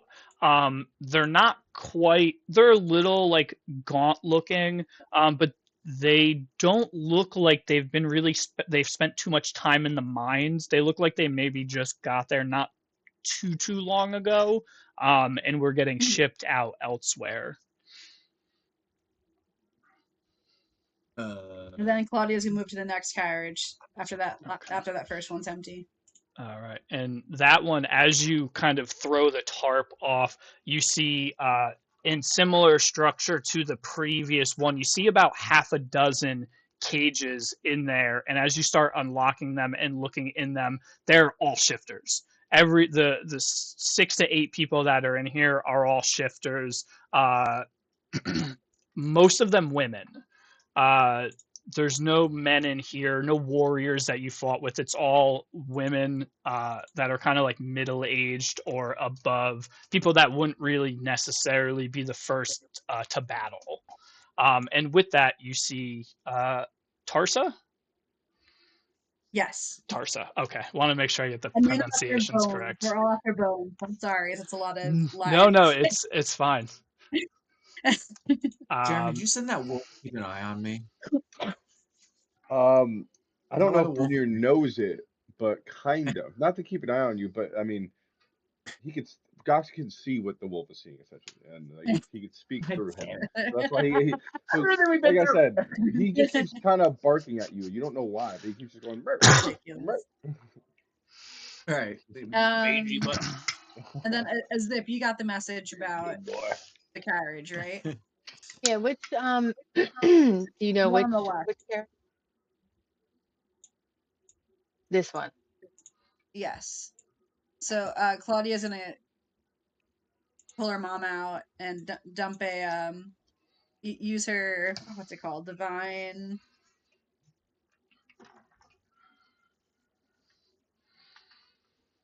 My channel divinity charge, and just dump 15 points of healing into her. Okay. As you are And she's grabbing. gonna. Oh no, go ahead. Sorry. Oh yeah. She's gonna kind of pull her mom in and just explain that the mines flooded and dad died. Dad is dead. So as you pull her out of this, she has this look of shock at first, and then it's filled with confusion because how long has it been since you've seen her? Because you went because she Probably almost a decade. so it's been 10 years. Do you think she would And immediately recognize you? she thought they basically thought I was dead. So Yeah. as you pull her out and go to start trying to explain what happened, she has this look of confusion on her face, followed by like shock. And she just brings you in with a hug and she just begins crying, just sobbing. And she just mutters, "I thought you were gone. I thought you were gone."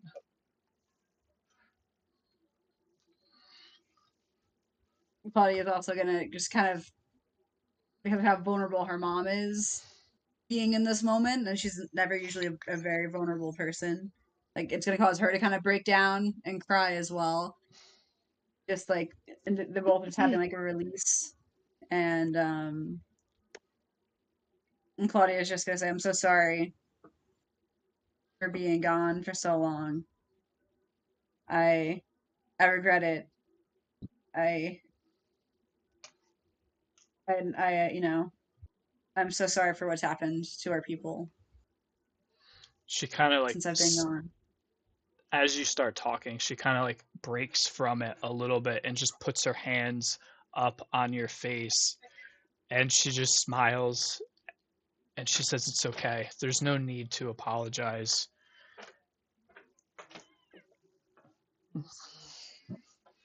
Um, Sorry. She says she kind of smiles a little bit as the weight of the day is taking its toll. And she says, "Your grandma, she's always, she never gave up hope. She's always said you were out there. I thought she was crazy. We laughed at her." Well, she is crazy. She's crazy, but she was right. Claudia's gonna take her mom's hand and ask, like, do you want to see him? Do you want to help me bury him? Yeah, we have to. Mm-hmm. And you can see the reality of Yeah, his passing is starting to set in, and you can see the tears beginning to well up back in her eyes. and she's gonna guide her mom over to where Calcaneus is. Okay. So as you make your way there, you can feel that like heavy like heaving breathing, like she's trying to keep herself composed, like she's fighting it back. She's trying to be as strong as she can in this moment, and she kneels down beside him, and she just breaks down and she just starts sobbing, and she leans over the body and she just continues to sob for a few moments. And Claudia's gonna do the same. Just kind of like everything she's been holding in, even after seeing her dad dead in the dungeons underwater, like she still had to get through her list and go and check those characters. Like she hasn't really been able to stop being stressed and feeling like she's, had to keep pushing for them. Now that they're, both before her, she can finally have that release, even though one of them is dead.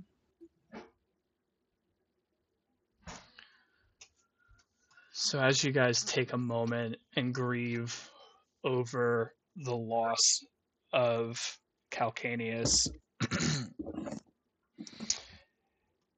she sits up and she begins wiping her eyes. Just takes a moment before she says anything. And she kind of looks around. The tower still crackling with fire. She just says, I don't know if this is where he wants to spend the rest of his time. Maybe we can find somewhere a little bit more fitting. Probably just gonna shake her head and be like, "Yes, there's a hill, there's a mountain to the a few a few paces outside of this fortress. We could bring him there. It has a beautiful view." Maybe your new friends can help us with the task. I know they'd be willing to. They're good people. They must be if they were able to help you save a lot of us. And then Claudia's just gonna also ask about her brother. Um, do you do you know what happened to Maxilla? Was he brought with you here? He wasn't brought with me here.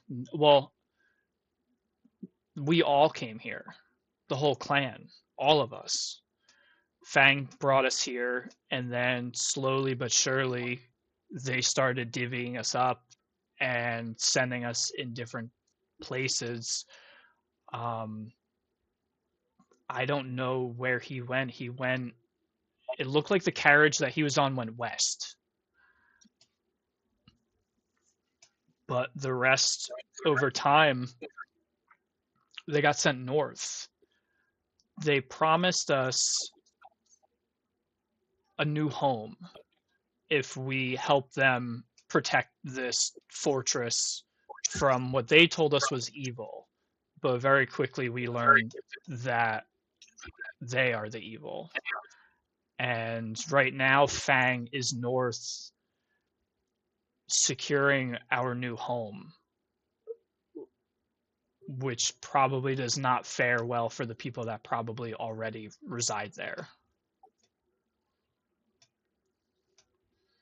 If the new home was it provided by the drow? it was promised by the same two people that came to us in our home village, a male drow and a female elf. Sin and Eclipses, that's what their names were. They came and they Mhm. promised us a new home, and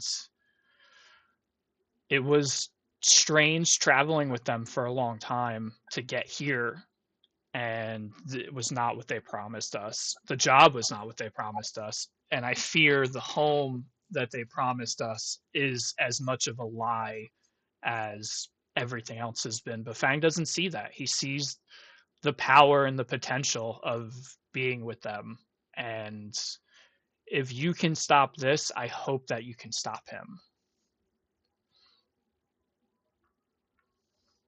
I'll do my best. I owe it to you. I owe you all that much, at least. You're Bring an end to this.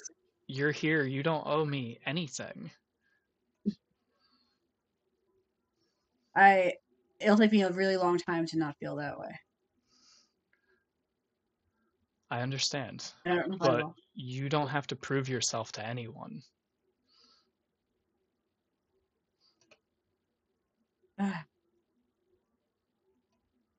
I disagree.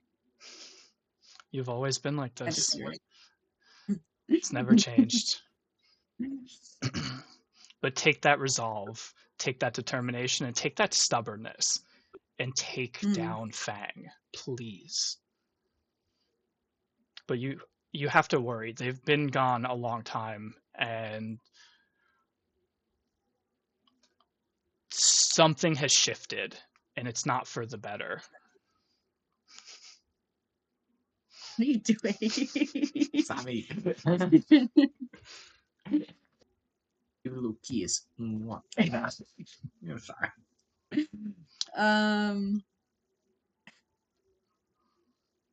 Probably just gonna give her mom another hug. She just So takes you in, that just lovely, warm mom hug embrace. And after a moment, some time passes. And as you guys separate and you see her kind of drifting off into thought, thinking about everything that's happened here and everything she's been through, and she turns to you and she says, I think they were headed to the grandfather tree. They spoke very highly of it. I'm not sure what it is. If Claudia, if you would like to roll me I will give you a choice, either religion or history. Let's see. I'll just say while all this is going on, Brunier is basically just taking out everything he found from the captain's quarters, paperwork wise, and kind of just setting up on this cart right here. I'm gonna do Okay. religion. Religion And is the wolf perfect. is Religion helping. makes more sense, but I wanted to give you an option just in case. Oof. It's an 11. 11.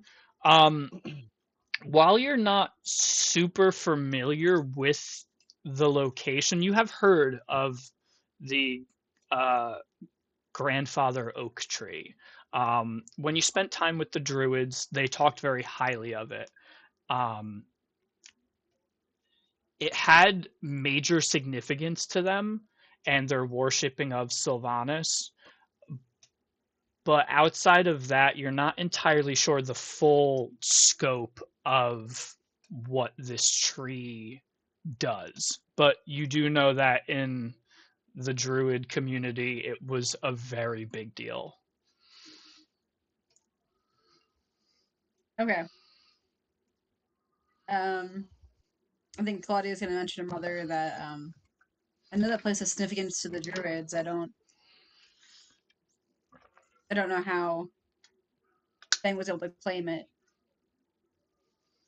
given that it's so important to them. But I don't remember enough about it specifically.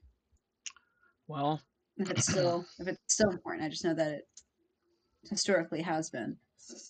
the two that tricked us here into coming here seemed very powerful. And whatever weird tricks that they've crafted on our kind to cause the creatures that I've seen, I think the combined forces are enough to um sorry, Josh leaving threw me off, or something shifted weird. He had to go wank it. Sorry. Sorry, it's all right. The fuck was I saying? The combined forces of their tricks, their power, and the sheer volume of our clan, I fear for whoever gets in their way.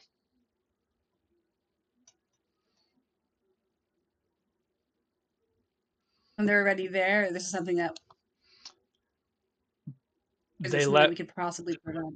they left a while ago, so they're probably there as we speak. Okay. Okay. I'll let the rest of the group know. And with that, I think Claudia's gonna return back to the rest of the group.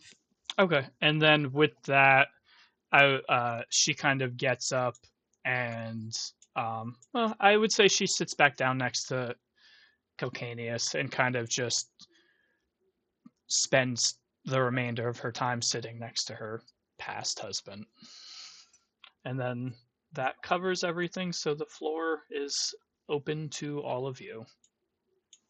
Bobby, since the mine steps are over here, would there be like shovels and pickaxes lying around? Yeah, I would say there's like a lot of various tools kind of leaned against all the walls, especially near the entrance of the mine shaft. Bernier is gonna start like loading one of the carts up, with like like a couple shovels and stuff. Um, if everyone's nearby, Brunier's just gonna ask openly. It's like, do we want to bury the dead here, or do we want them to give them something a little more scenic? Claudia said they were slaves here. Let's get them out of this place. Fair enough. And then yeah, Brunier's gonna continue loading up one of the carts. Claudia's gonna walk over to his zip, kind of knowing that she also experienced the death of a parent that day, and just kind of put like a hand on her shoulder and kneel down and just say, "I'm so sorry that we couldn't get here in time." It's okay. I And think she's gonna go in to give her a hug. she's gonna be just sad. Just sad. Yeah. You're just like kneeling on your knees, and I'm just hugging your shoulders. Just, And she goes over and say, "You should take that bitch's sword." It nods I agreement. think she you're gets up. fucking right. And she walks over to the loot pile. She's like, "I'm taking that bitch's armor." And puts it in her inventory. Bobby, how many survivors do we have? You have you have I would say about we'll say like 16 total. You have about 8 halflings and gnomes, and then another 8 shifters total, all from the wagons that you guys stopped. And you will notice that like just the third wagon that didn't make it out is empty. It's filled with cages, but there's nothing in there. It looks like that was leaving to go collect more people. Okay. Bernier pulls out one piece of his rations, and it's a piece of beef jerky, and he's like, "With this one piece of beef jerky, I shall feed." I Ben- will say, Ben like, sees what- to sorry. by now, like, the sun has set. It is getting later Yeah, into it's the night. night. I don't know. I was trying to think of the biblical verse with this one No, fish I will feed. Ben sees what Bernier does. Ben With sees one that and bottle of wine. he thinks about it and he's like, that's not a bad idea. So Ben is Yeah. going to spend a spell slot and cast Performance of Creation. It says I can create an item, and technically a ration is an item. Can I just make a barrel of rations? I have a question as far as performance of creation goes. Is there a Sure. time limit on how long the item exists? Technically, and 3 hours. Technically, I will say if it's food and you eat the food and in 3 hours it disappears, you That's can do that, but it's like eating Chinese food. In 3 hours, everyone will be starving. I was trying to be hopeful. I do hate that. I'm like, you'll be That's hungry fine. later. In this where the captain's quarters and all the bunks is there any food in there or anything like that, or I will say with a nat 20 that you rolled earlier, you can find a little bit of food, right? like some rations and dried meat. Is it enough to Okay, feed 20 people? Not right. quite. It's enough for 20 people to have like a small snack. Okay. Okay. While everyone's looking for food, Direwolf's just gonna start eating the dead bodies. That's what Oh, he's doing in the God. background. oh my Ben, god. Also, he doesn't need to eat, so keep that in mind. He's just doing it Yeah, for the love of the game. Brunier's gonna see that. He's like, honestly, makes our lives a lot easier. As long as he's eating the bad guys. Ben wants to raise everyone's spirits a little bit, so he, instead of rations, he's going to create a barrel of ale and put it out in the middle of everyone, and it's there for Dog. everybody. You're gonna say, So Bru- like underneath it. yeah, you're just I'm gonna, just gonna yeah, fucking you're drown my Brunier- sorrows by Brunier- dipping my head in Scene it. transition. Bernier is doing a keg stand. yeah, no. Gosh, he's holding Yeah, his he legs. might literally just like he's apple bobbing, just throw his whole head in there real quick. Yeah. Thank you, my Ben, brother. ben puts the barrel down and he steps defensively in front of it because he's Brunier like standing, like getting ready to Okay. swear. I will not be careless. Trust me. And then after Brunier takes a swig of ale, he's gonna pop open one of the bottles of wine he has in his bags.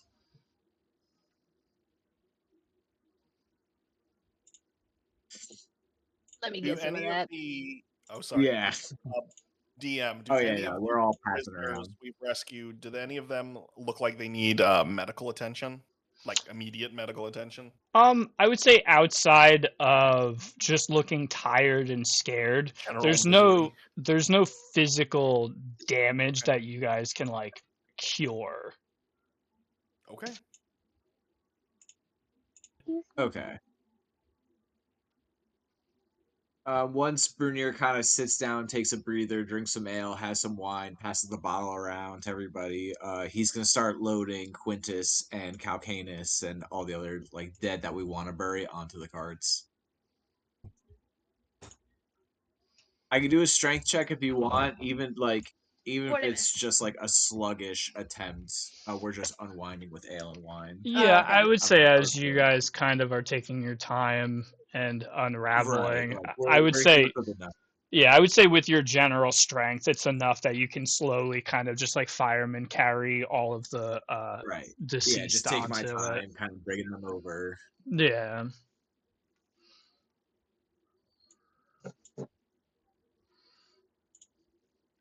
And then Ben checked on if any were wounded. Okay. Yeah. Kind of gave him a once over. Yeah. Are we gonna journey up the hill to bury everyone, or we say that for tomorrow? We could do it early in the morning. Okay. It's been a long day. It sounds like everybody needs a nap. It's night, yeah. There are some bunks in the Claudia's gonna call in the call house. Vesper over, the Panther, and introduce Vesper to her mom. Ben's been going through and making sure like there's a couple fires lit so people can just rest in place. Well, there's a whole ass tower that's just been slowly burning. We can use that too. Oh no, I mean, they hit the it's giving fucking plenty fourth of light. tower. I'm assuming the tower is good. All right? Is the tower a hazard right now, or is I it would- something that's kind of burning in the I would corner say that is kind of getting us some light? over the course of like time in general, it's enough that it is going to spread and burn down the whole thing, but it is not an immediate threat. Like I'm not going to be like, oh, you guys fell asleep and woke up and you're all dead now. Like it, Right. and when you guys leave, this eventually will burn down to ashes. Okay. So like I would say like over the course of the battle and everything, it's probably spread like here and like maybe like here. Like things are the wood's Okay. slowly beginning, but it's thick wood. So it takes a long time. It's Right. like burning down a whole tree. It's gonna take a little bit of time Um, for it to get going. Bernier is gonna. I wonder if we could. Oh, all right. Yeah. So Bernier is going to look to Goxon, and he's basically just gonna lay out a plan. He's like, I believe with what we found in the mine and with our tools, we can cut off the fire. Hold on, let me switch over to pin instead of line. We can cut off the fire here, and maybe if we wet the ground, we can cut off the fire here, so that it does not become a catastrophe when we try to get some sleep. Yeah, if we're still planning on resting here, that could work. And then Goxon's gonna Yeah. kind of whistle to his dog, and the dog's gonna go over to the sunken mine shaft. He's just gonna breathe in all this water and start shooting it out on the fire. No, God damn it! Hell That's We're yeah. gonna not dig what a, I meant. dig a trench. Yeah, Okay. what I was thinking, yeah, is yeah. So Bernier watches that happen, and Like a fire break, but with water. yeah, with confusion, he just kind of he shakes his head and just gets like a shovel and a pickaxe and just starts digging around here, just so some of that water that's in the mine starts seeping out and wetting the area in that. Claudia's gonna see that and join the effort too. That works. She wants That- she wants a break from the family reunion. It's too much. I'd say And Ben then- tried to predigistrate some cups of water. Like the things he can make are not large, so he's trying to like throw cups of water in the fire, and he gives up digging. yeah. Nice. Bobby, is there an archway above the gate? No, it's just two massive gates that are open, so there's no Okay, cool. connecting piece. All right, cool. We'll leave the doors open then, and that will just burn out. And then I guess we'll do that. Yeah, we'll do that just to kind of make some water flow over here. I think that's good. I mean, if we want to push that cart out of the way from the door, but I don't think it'll be too much of a burden. What, the carts that Do are any down of by the the doors? what? You're saying the carts that are down by the doors? Yeah, I'm just trying to keep that fire contained a little bit. So like I really don't think this will be too much of an issue if we kind of just keep everybody on the inside until it just No, burns yeah, I'm itself sure. out. Yeah, there's no That'll archway or help with anything, it. so after time, I would definitely think that it kind of will run out of that direction to burn. Exactly. So yeah, we'll let that burn out, and yeah, in the meantime, we'll just try and dig to get some of that water funneling out, just kind of wet the area to prevent the fire from spreading further north. Perfect. So as you guys have contained the fire, what are you doing next? I mean, I know we all definitely need to rest. I know that. What are the survivors doing? Like, I would say they how probably do just they like kind of? were trying to like they're kind of all just like gathered in a corner, probably like discussing like what to do next. You can tell they don't really recognize each other. Maybe one or two recognizes each other. Right. But they're like kind of just a bunch of strangers that are now stuck together, trauma bonding, trying to figure out like where they are and like what to do. The shifters, you can tell, are a little bit more angry and frustrated uh, by the events that have unfolded the way that they have. Okay. Oh God, how much food do we have? Clearly not enough. I'm still at 10 rations. Claudia will look over to, I guess, her mom and some of the shifters and be like, should we go hunting?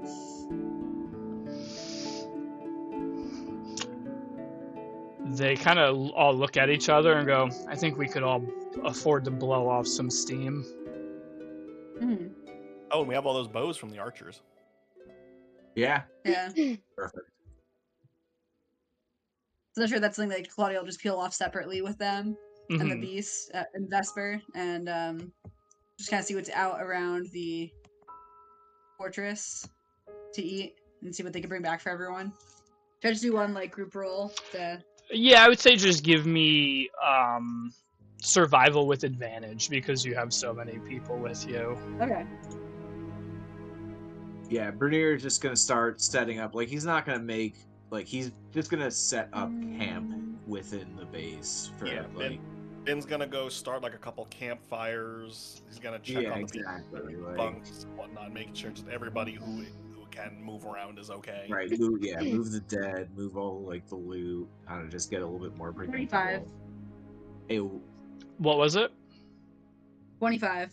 25. I would say that is more than enough to find. I would say with like 9 people total, including yourself, you guys probably find like about 3 deer that you were able to take down relatively quick into the hunt and are able to very easily drag them back and begin butchering them and setting them up on like a campfire and Question stuff like for that. the DM. Sure. While they are out, do you think they would encounter Archer 3 who ran? I would say enough time has lapsed that they probably would have to go pretty far into the hunt to find him. Okay. Like they'd have to actively be searching for them, and I don't think that would be like their main concern. Okay. Find him and kill him. No. bring me his head. Bring me Which his means- fucking head now. It As did if occur to me, I guess maybe you gotta Well, kill him because he help. knows too much. Like, what does he know? Half just exploded and he ran. literally. As if just gonna help set up a camp. Yeah, she's just gonna wallow a little bit.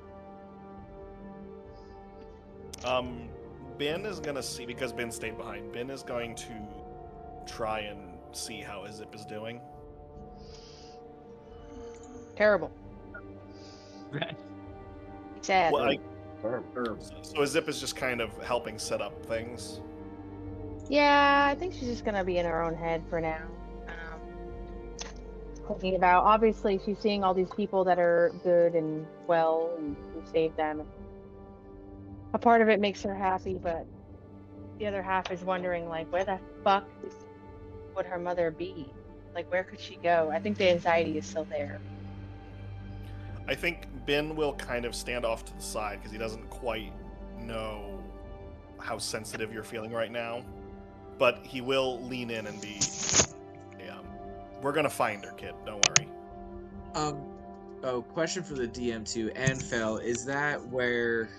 Cause I don't think we ever agreed to what city Bernier's dad's shop was in. Is Anfel where he sold the shop? Yeah, that's where Okay, it was. cool. I didn't remember if we like definitely agreed on the location, but I know that was kind of the one we I'd have to loosely check Discord, discussed. but that's fine. Yeah. If it's not and you want it to be a different place, he changed all that information to that place. You know. that's fine.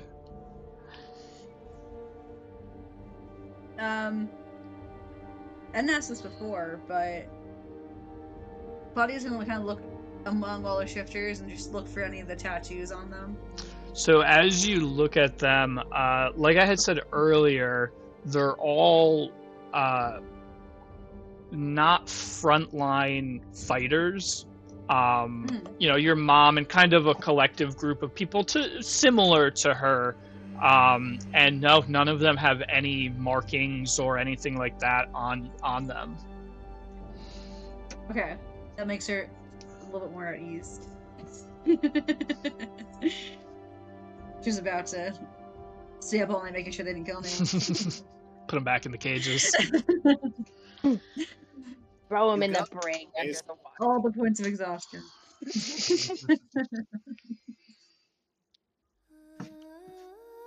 I'm assuming you guys come back, Mm-hmm. set With up. our 3 deer. we cook them up, serve them to everybody. Mhm.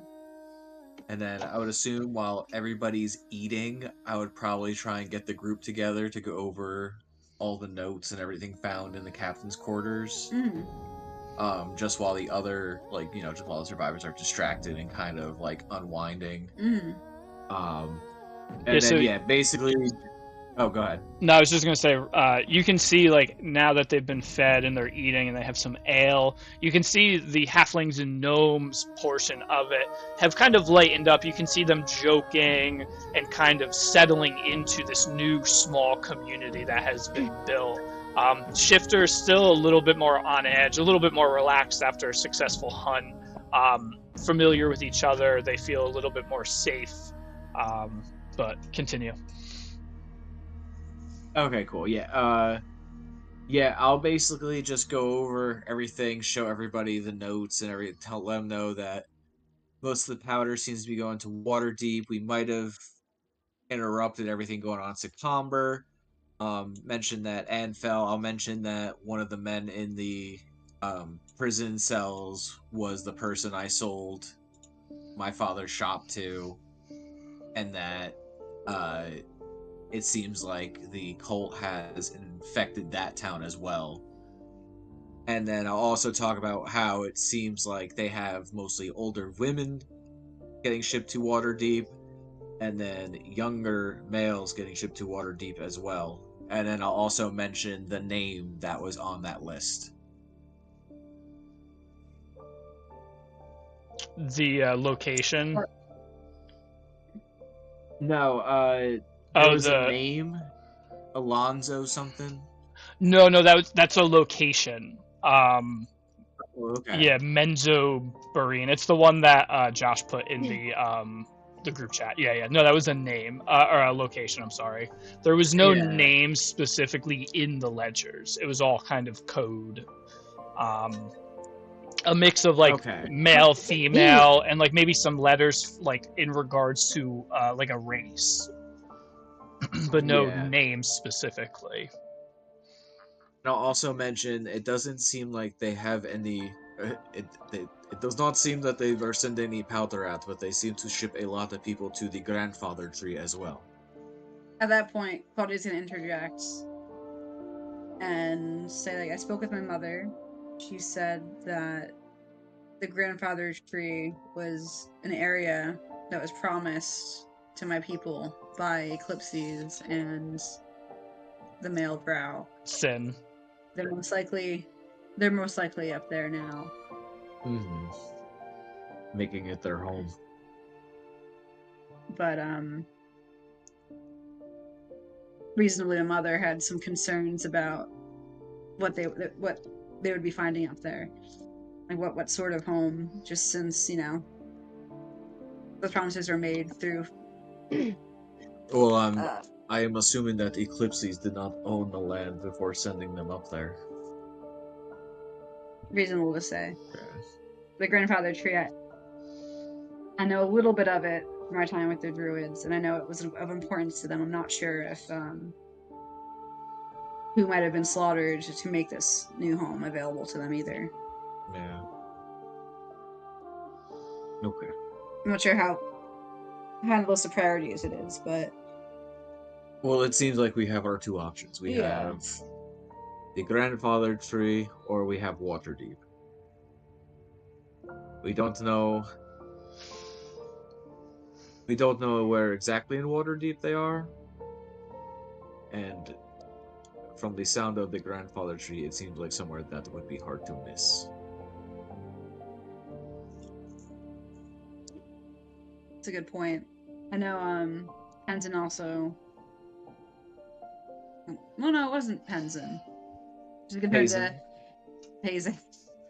She's gonna turn to Bin. Like, you had mentioned that if I want answers about the chaos crystals being used as tattoos, that we should go to Waterdeep. Bin doesn't want to answer you at first. He's sitting on the ground looking at his hand. And he will finally look up and say, "That's right."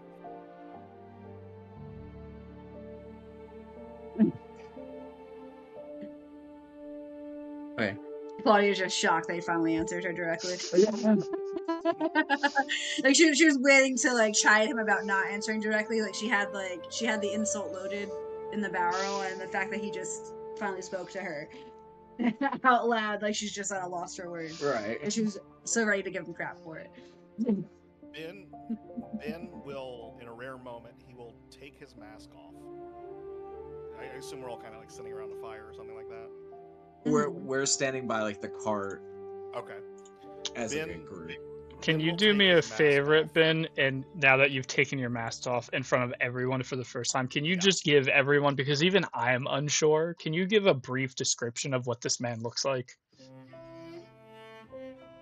Man. Oh my god. Ben has always, whenever you see Ben, he's always kind of been hunched over because he's quite tall, and so Ben stands up at his full height. He is very tall. And you see that beneath the mask, he is sort of a bluish, silverish skinned man with slightly luminescent eyes and like very silvery hair.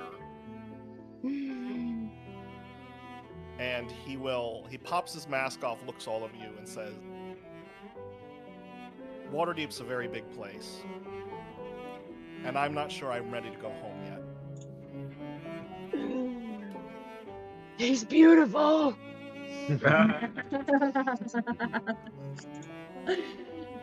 Seems like Well, we'll get a there's a lot of slight answers surprise. there.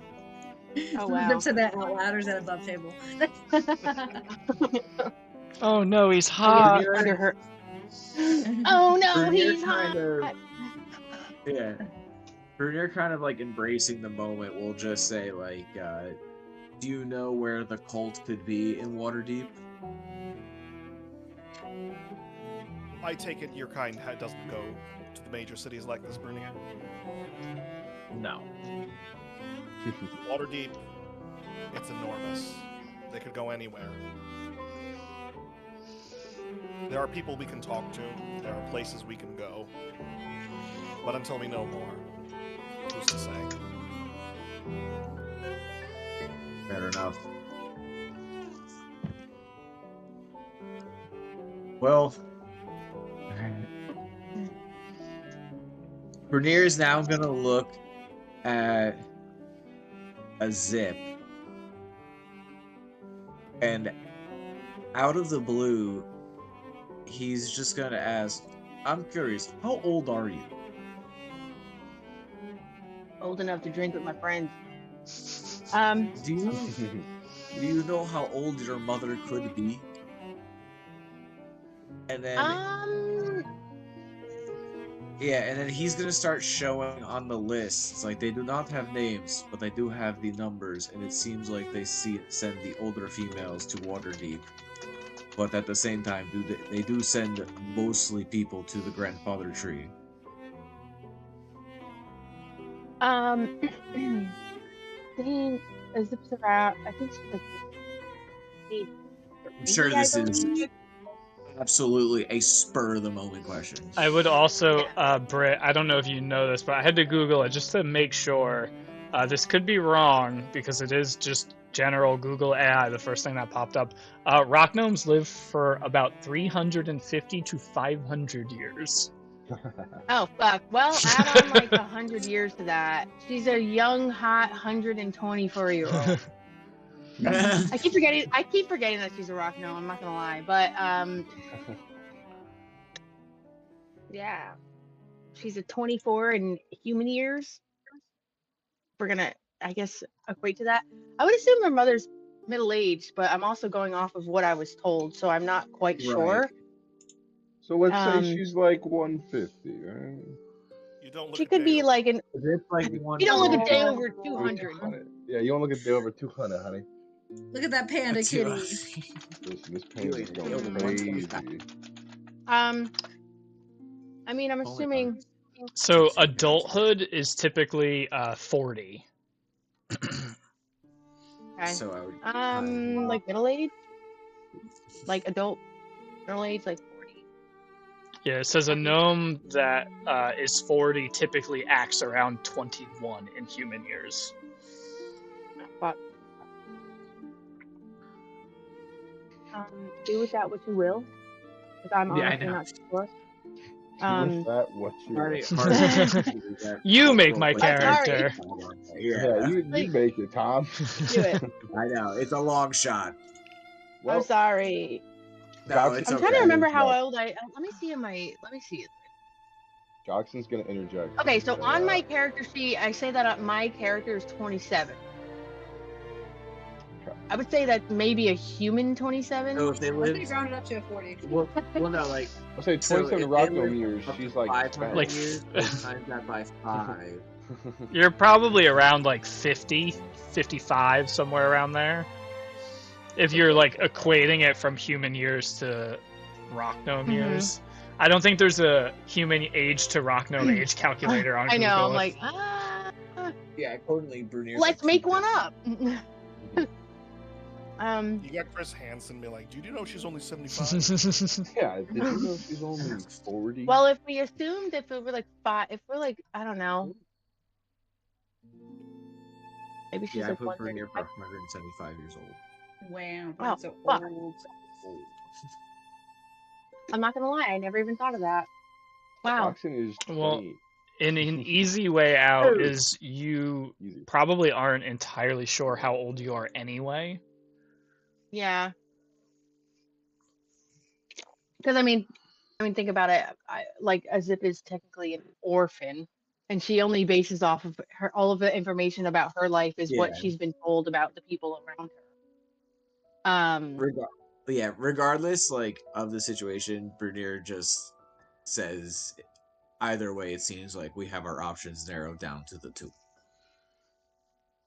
Yeah, We Goxon's can gonna go- interject and he's gonna say, I know Waterdeep pretty well. It's where I'm from as well. And I think when we do go to look there, I think it's gonna take a very long time. So just keep that in mind because it's very big and there's a lot of bad people. Great. Let's go gambling. Do we have any idea where the grandfather tree could be from Farce? Like, would your mom know that? Yeah,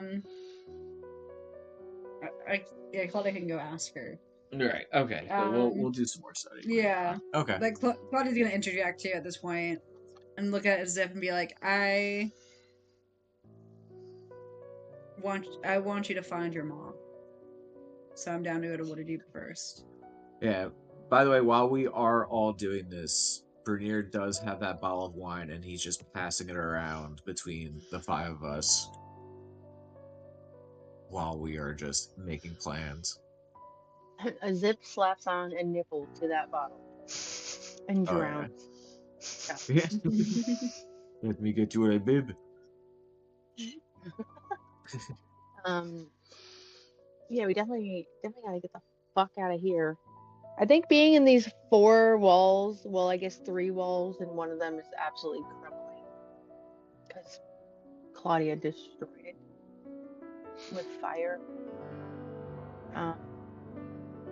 As if she's really eager to get out of there and move forward with hopefully finding her mom. It sounds like we should take a rest. Yeah, I would say by now it is probably Sleepy time. pretty late, and you guys Yeah, are approaching like long rest time. I'm gonna go pee super quick. So if you guys want to just like decide how to divvy up your, we'll just do 2 watches if that's how you guys want to do it. I'll be right back. All right.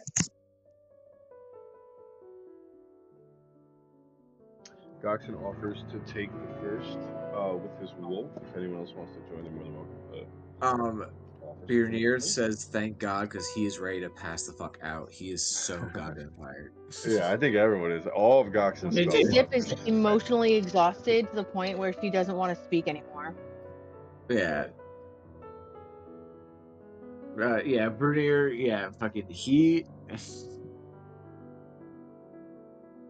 just gives like a little short speech to the survivors, and he's just like, you could stay here tonight or you could go out in the woods with the wolves and figure it out for yourself. I do not give a shit. You're welcome. Good night. I will see you in the morning. And then he just goes and like he just passes out in Mizora's bed Nice. Just like pushes her shit out of the way and just He's conked fucking out. conks out. Fucking pulls out the arrows that were stuck in him and just passes the fuck out. Fair. Time to sleep. Yeah, I go to bed now. Good night. I think Ben will take the first watch with Cox. Work. All right. As if it's gonna curl up Is and like anybody stare at her, taking this stare second? at her locks.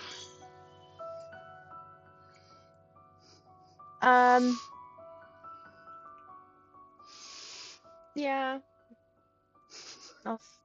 I'll do the second I think Jade needs a long rest. Yeah, a little bit. Oh yeah. You get in A there. little sleep. So Bin and Goxon are taking the first set of restices.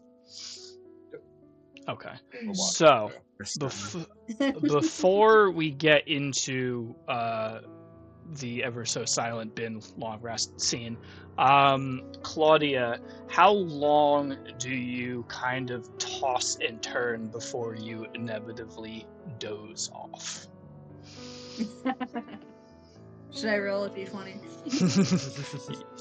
If you want to, No, you can.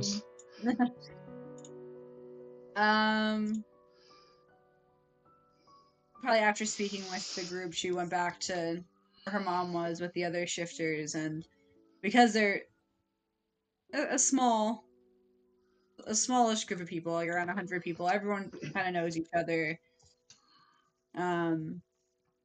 So kind of just catching up and kind of explaining where she was for the past under a decade or so, and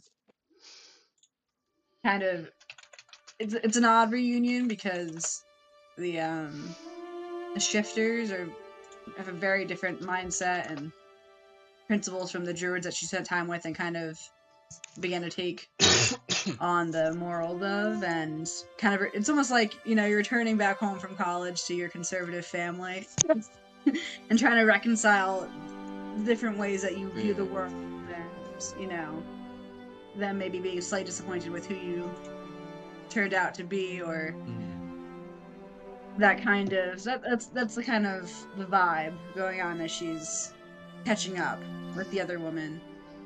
And she turns in for the night with the Beast Vesper, and, you know, kind of laying next to her mom as they just kind of catch up. So she's should be resting, but isn't really getting much rest, just because it's a lot of reunions and a lot of emotions. Yeah. So as you go through all this and it gets deeper into the night, and your mother eventually says to you, I think it's time you get some rest. And she rolls over and she dozes off, and eventually sleep does find you. And after quite some time, you wake up, and as you wake up, you realize you're laying on the dirt, and you stand up and you look around, and you are no longer in cars. You are in a thick wooded forest, and ahead of you, you can see and hear voices. Not calling to you, but you can hear a large group of people chattering and clamoring like something is going on. What do you do?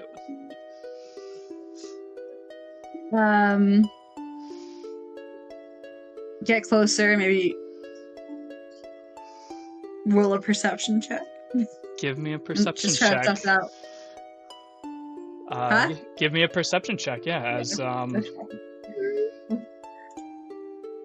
as you move closer through the woods, searching for a 12. As you walk through this forest, the voices, even though you can tell you're walking towards them, they don't seem to be coming at you directly. The sound feels like it's bouncing off of all of the trees, and creating this bizarre dreamlike echo. And as you continue walking through, you walk out into a large field, and you can see a large group of people, some shifters that you recognize, other people you've never quite seen before. They all have their backs to you. They're all in a large circle, and they're looking into the center of this circle. And you can hear them kind of like excited, concerned. There's a lot of mixed emotions going on. What do you do now? I try to go towards the center to see what they're all looking at. So as you begin to kind of push your way through, as you kind of slip and slide through the different people in your way, no one really seems to acknowledge you. They kind of just sway as you move them. All, their bodies feel like they have no weight to them. And as you get into the center on the edge, you see yourself laying down on the ground, and you see Vesper kind of nervously and cautiously kind of pushing you, and then he begins to kind of lay and put his head on your chest, and you can hear him kind of whimpering a little bit as he's like nudging you, trying to wake you up, it seems like.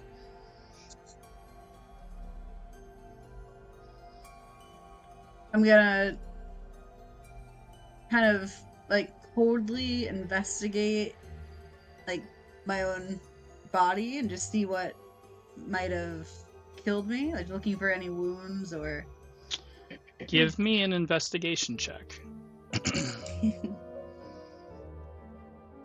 no advantage.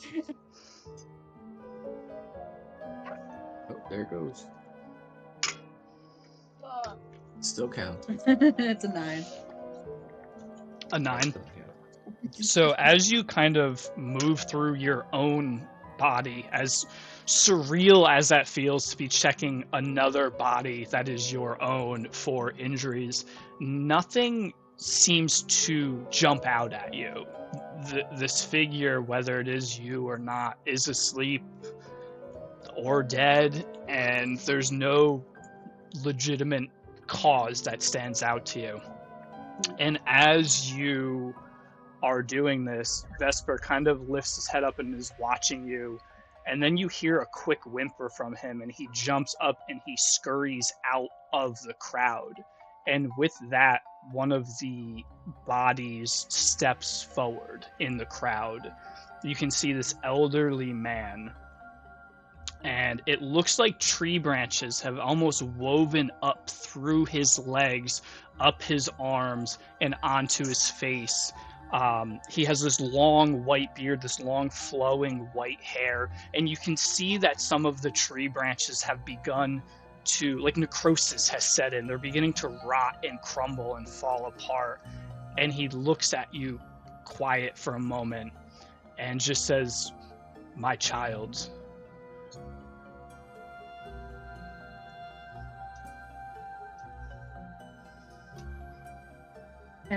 Claudia's gonna look up, and he just kind of questioning. I just say Sylvanas, like Sylvanas. He just nods. "Yes, it is I. You accept my power and everything that comes with it. But when I called to you, you did not answer. And yet you continue to call upon my power. But now I am here questioning your faith. The path ahead of you is dangerous, and I cannot see where or who is guiding you down it, because it does not feel like me."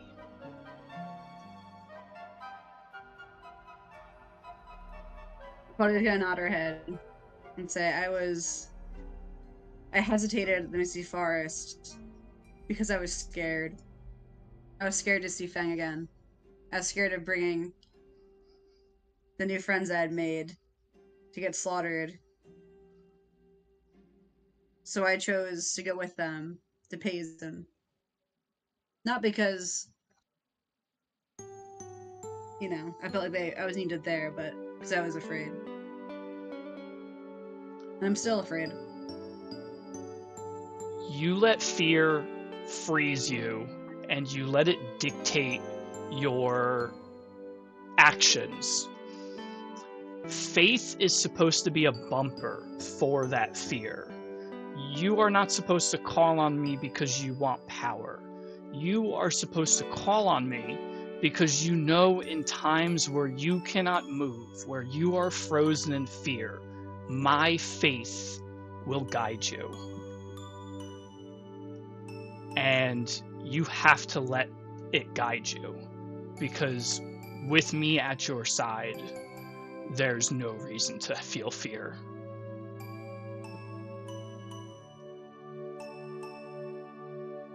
Claudia's gonna just absorb that and look to him and say, "What do you want me to do?" What do you think I want you to do? I am the Oak Father God. And it sounds like there's something that needs my help. But I cannot go there alone. I need help from you. Prove your faith.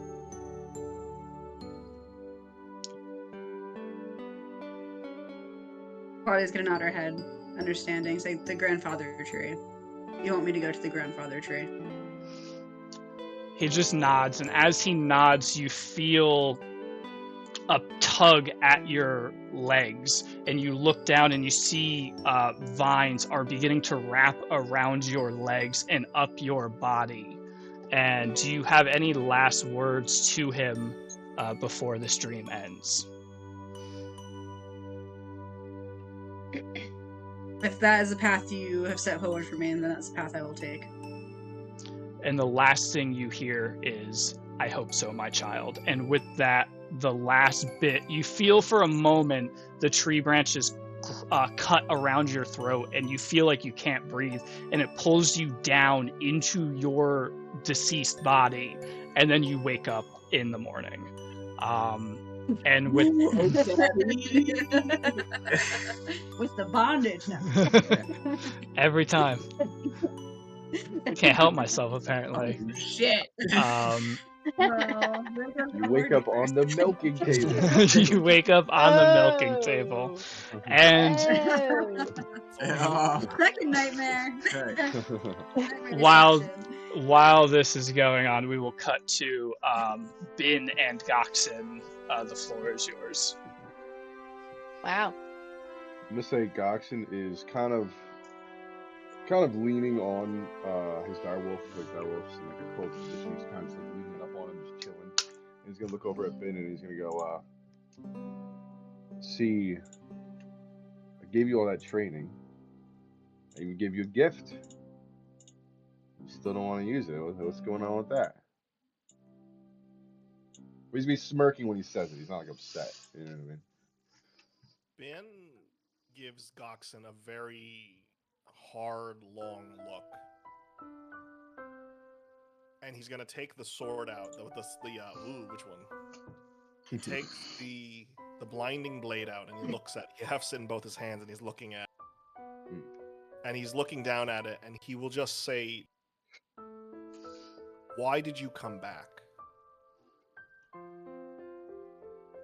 Because my task wasn't finished. I was found by a god that wants vengeance against Lymirth, and that's exactly what I want as well. So let's give it a second chance. Ben kind of nods his head when he hears it, and maybe Goxen would see this. He tightens his when he says second chances, his grip tightens on the blade.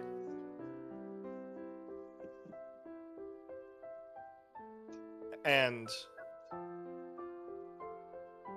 I think he'll kind of he's looking at it, he's examining it.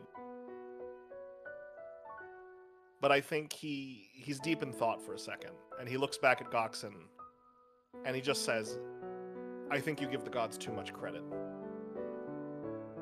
I know a lot of people who don't get second chances. and I hope yours is used wisely. Amen to that. I was surprised I even got a second chance, but I'm gonna do with it what is needed for sure.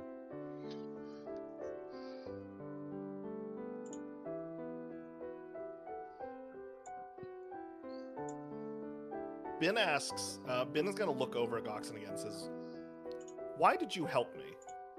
Why?"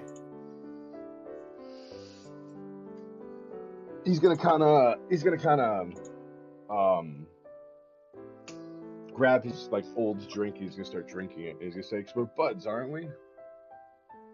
Taught you how to fight with a sword, so hopefully you can be better up close. I mean, you have to be watching my back. I have to be watching your back. It only makes sense if we can both fight a little better." Ben nods, but I don't think he's convinced. He goes silent for a second, and he's gonna look over everyone, I guess, who's resting. The sleeping faces. Yeah, all the sleeping faces. And he's gonna gesture to the rest of the fort that's burning down around them, and he's just gonna be like, "It's going to get so much worse before this is done." You're not wrong about that. I hope we all get a second chance in the end of this, Goxen. Well, I know there will be no more for me. I just hope you use that sword. Ben's gonna laugh. He loves that Goxen is so free spirit. Like Goxen, he gets the sense has like this burden lifted off of him, and he's not upset by that. And I want to practice spar with Goxen using the blinding blade. All right. How are we gonna? That's what I was gonna say. Is how do you guys want to do I was gonna that? lose. Because I don't want to accidentally cut him in half. He's The sword is so fucking ridiculous. Everybody wakes up and Ben is just dead. Just severed. Third level blinding smite. I'll say let's go for not damage rolls, but hit rolls, and just see what each other gets. Just like a plain hit roll, right? Would that work, Bobby? I guess. Yeah, I mean that's fine with me. You can also just, if you want, you can say you're doing non-lethal because you're not trying to kill each other. So if you want to still roll the damage, but like obviously you guys are pulling your punches. So I'll leave it up to you guys. Roll your hits to attack. Obviously it's going to be non-lethal, and specifically for Goxen, if he wants to pull his punches and not swing as hard, maybe he doesn't roll his full damage. You know what I mean? Like if it's a, just say if it's a 2d8, roll like a 1d8. You know what I mean? Like if he wants to try to like fib a little bit and hold back. Yeah. Okay. What am I hit DC right now? And then we'll just go. We'll go back and forth. No need to like roll initiative. Okay. Yeah, no. So I got a 13 with the first roll. Are you able to counter that? Like that's what I'm guessing, right? If we Or roll like hit DCs and they're around the same, then they would be countered. And that's what I was gonna say is too. If you want to roll, if you want to each roll a d20 and see whose two hit is higher. You know what I mean? So like Goxen rolled a 13, so Ben can counter, and then if he rolls higher, it kind of like balances out. You know what I mean? Like if and we can only do one just for the sake of time. No, that's fine. Just for clarification, what is Goxen's plus hit DC? 9. Jesus Christ. 9. -0. It's fine. And there is a bonus on the sword. Yeah, he rolled a 4. One of the feats I have. No, if I miss, I still do damage. No matter what, I still do damage. He does still do damage. Low amount of damage. There's no missing. It doesn't exist. I got a 13. So we both got 13. So right, I would say with 2 13s, Goxen swings this heavy, monstrous blade that you've seen like sever people in one shot. But Ben, give me an insight check real quick. Insight check. Okay. I love when you ask me to do like the most basic shit in the world. I forgot what. got a 14. A 14. I would say a 14. How much is Goxen pulling his punches in this moment? Oh, For the hit DC, he didn't pull it off. Okay. So For Bin, damage, he would. But seeing that like he was going to like his blade was going to get met with another blade, he didn't pull back because he knew Okay. it was getting followed up on. You know what I mean? so Bin, you can see that Goxen at the moment, it seems like he is legitimately trying. Like effort went into that swing in a sparring sense. Like he's not trying to kill you, Yeah. but there was intent behind that swing. And with dual 13s, I would say that you were able to kind of quickly pull the blade up in time and almost parry it away, being not quite as strong, but a little bit quicker than the monstrous great sword that he has. Nice. Do you Yeah. do you guys just do you want to just do that one roll and say you guys just continued? Yeah, I'll say for a safety of time, I'll say we had like a different amount of like blows that were given and successfully been countered all of them. So then Goxen's gonna almost put his sword down like to his side and be like, "See, you should have more faith in your swordsmanship." Ben will nod, like knowing, like Ben will nod. He's like, right. And he'll just go to Goxen. Well, I'm happy to be back. I missed all of you guys. Happy I'm not dead anymore. Yeah. Oh no. So I have to do this. Ben has seen them do the Predator high five, and he wants to do it too, but I don't think he quite knows it. So can I do that with disadvantage? Roll for Predator high five. He's seen that Goxen and Brunier both do the Predator high five, and he wants to do. You cut out at the end there, but I'm gonna guess like we go in for it. Can I roll with disadvantage? Yeah, I don't know how you roll for that exactly. Oh, no, I used the wrong hand. Like I used the same hand you are. Both of you roll me a d4. If you both get evens or you both get odds, it's a successful Predator high five. If one of you rolls evens and one of you rolls odds, I got a 2. you got I got a 2. You got a 2. No! That was watching Brunier and Goxen do it over and over again. That is a perfect Predator high five. Crisp dap. Crisp. I think Ben needs an inspiration for that. For that whole night in general. That's awesome. But yeah, I mean that works great. I'm assuming we can end the night there and then fucking we go. Yeah, at least first watch.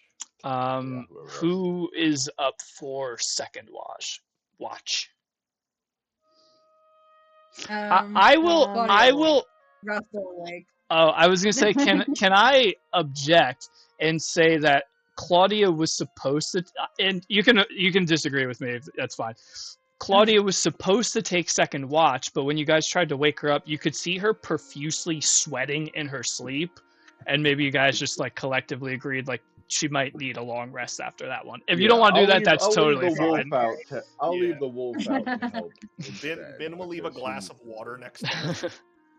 Unless you like super want to do the watch, I'm totally fine with it. It was just an idea, given your current situation, like dream wise. The actual National Guard to get Brunier out of this bed right now. That's fine. If it can be Claudian, as if I'm totally cool with that. It was just a passive thought. That Ben put a couple. I could do it. She put a couple water down next to Claudia, but because they're outside, it was like an angle, so she just wakes up wet.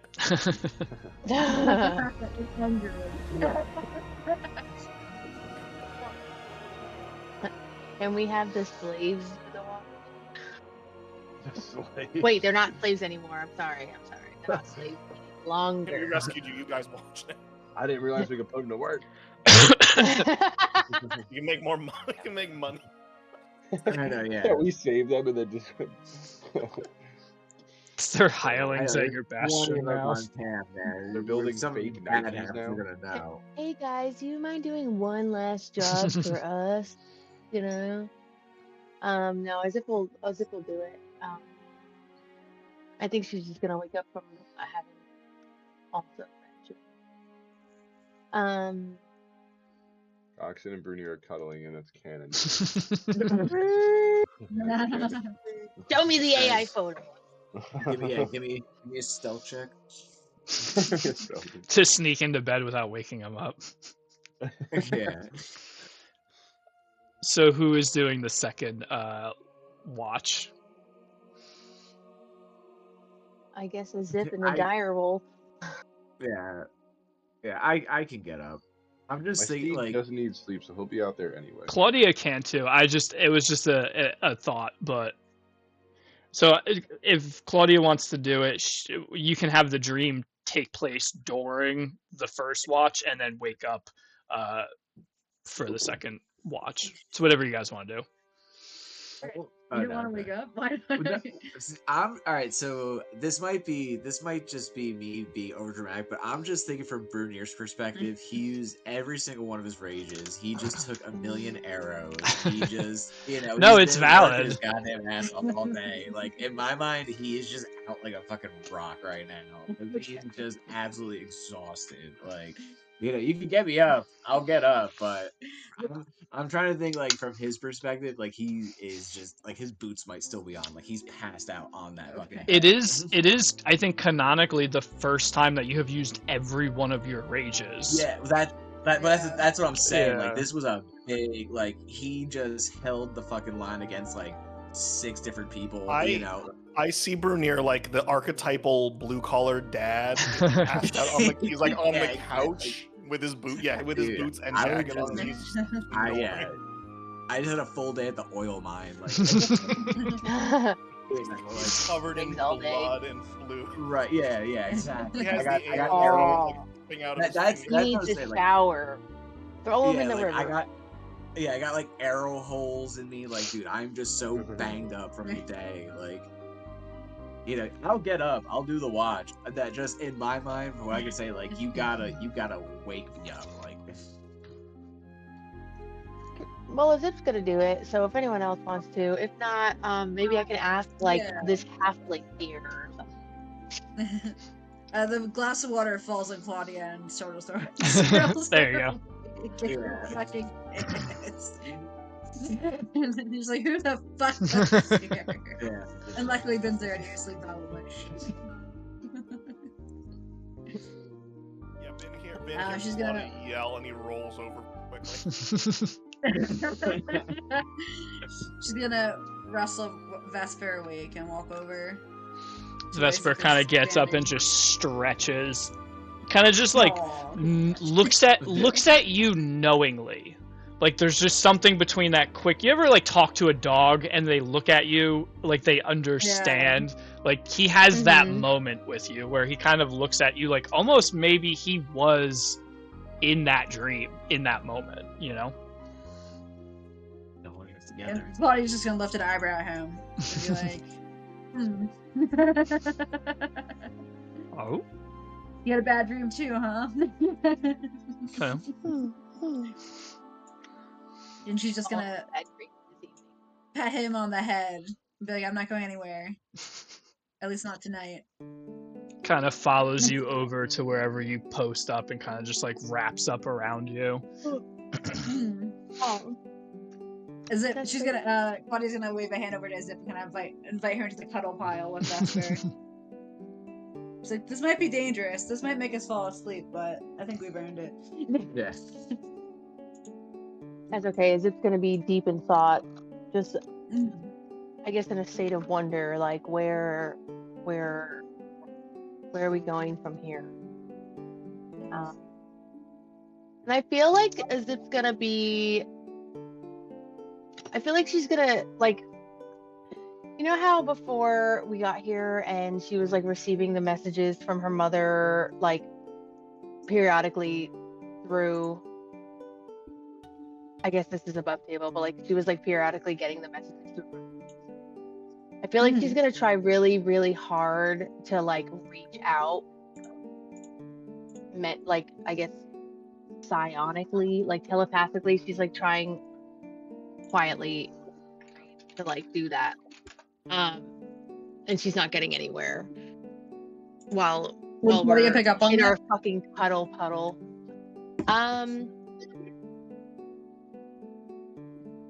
Yeah. Yeah. Yeah. I think so. Because I'm just like super quiet, super. I don't know. I just feel like I'm Focus. in like a really deep thought, Yeah. pondering in a way. It's like a Claudia's really gonna, concerned look on my face. yeah. Claudia's gonna ask, when's the last time you got a message?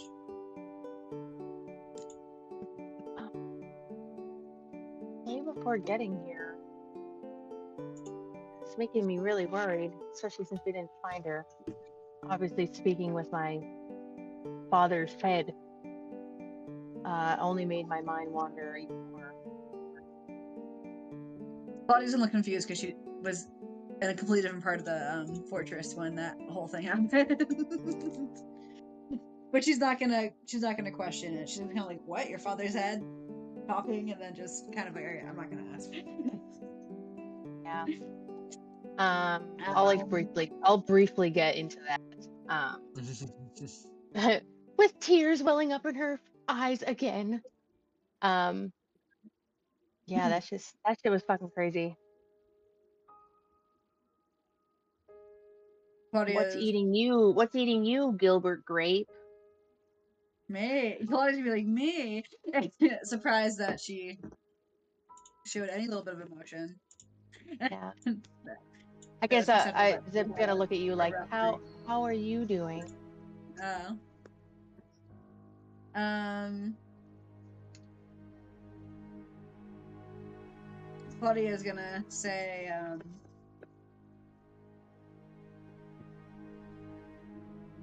most nights I close my eyes and I see that monastery in the Misty Mountains. And I just, I wonder about what might have gone differently if we had split then. And I can't think about what happened to your father today, my father today, and just how I feel like we're always running out of time.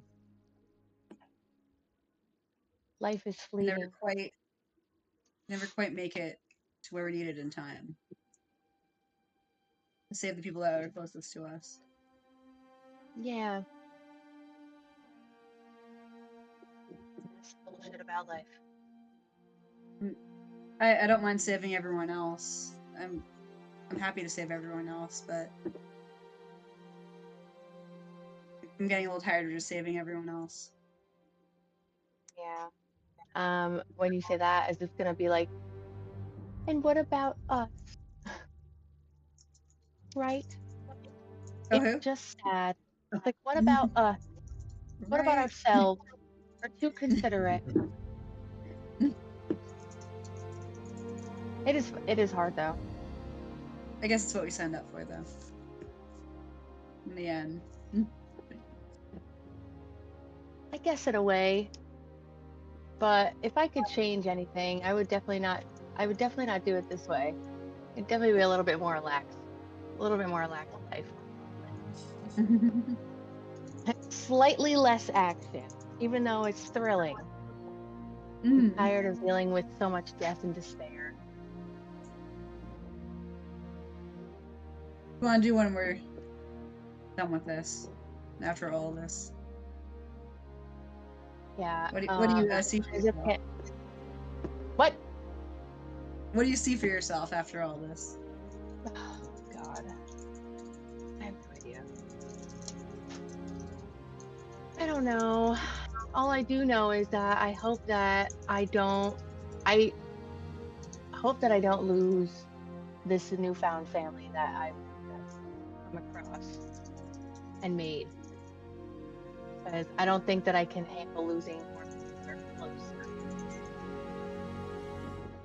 It's like, I don't know, that would just break my heart too.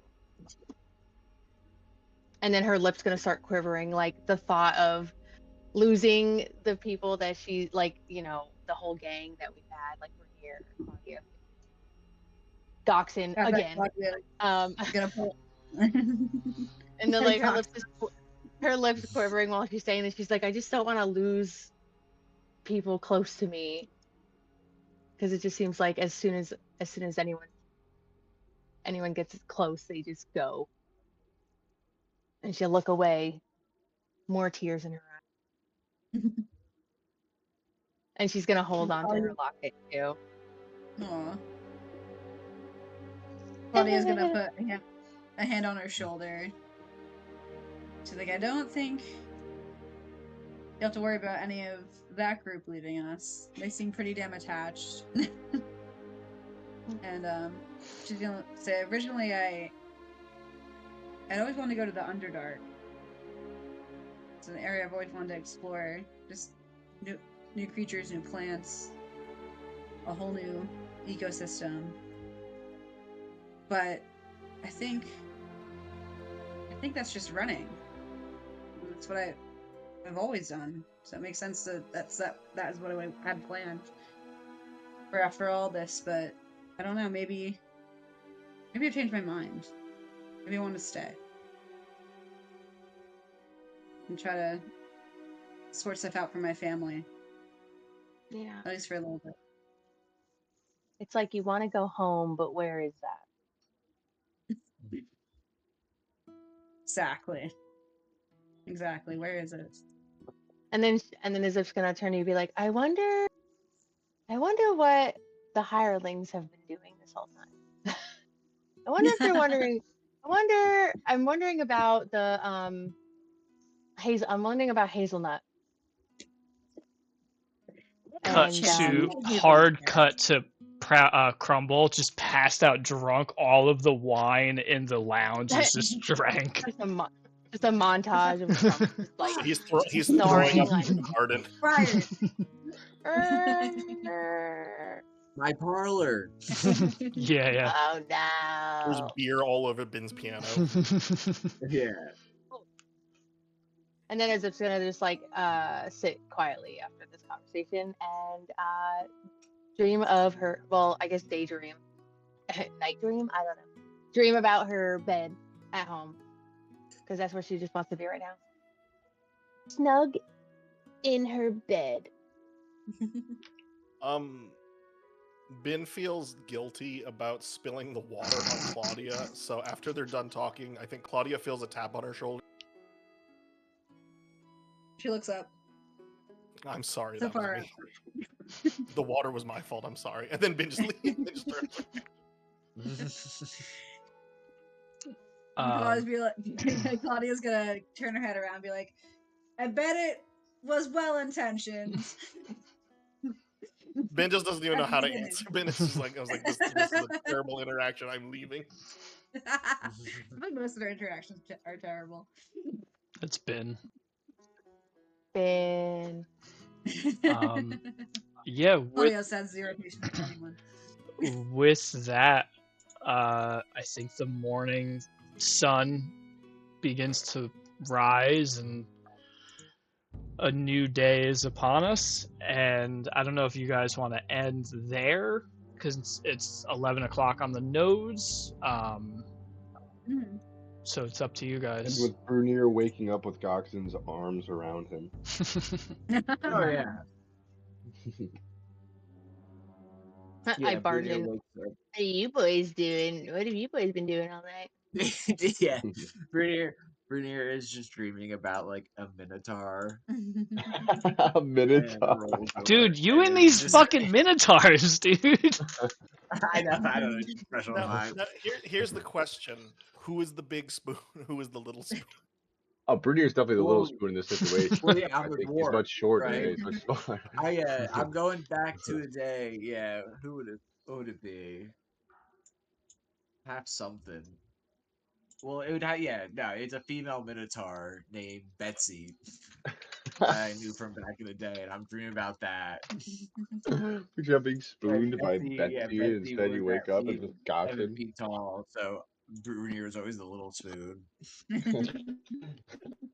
And then yeah, he wakes up and it turns out it's fucking Goxon. Oh. Claudia's gonna also walk in and be like, "Oh, I'm so happy you found each other." Yeah. Yeah. Regoxen's Yeah. laying on your arm, so you can't take your arm out without waking him. Yeah. British Shock accidentally rolls out of bed. Doc is I just was like, cold. what the fuck is I was cooking me cold. right now? Yeah. Oh wait, We never he's a talked little. about this again. Oh, But yeah, I'm fine with ending it there. If everyone wants to end it there, that's perfectly fine with me. Oh yeah, no, this is perfect. All right. It's So a yeah, good we will end with the sun of a new day shining and some new decisions to be made.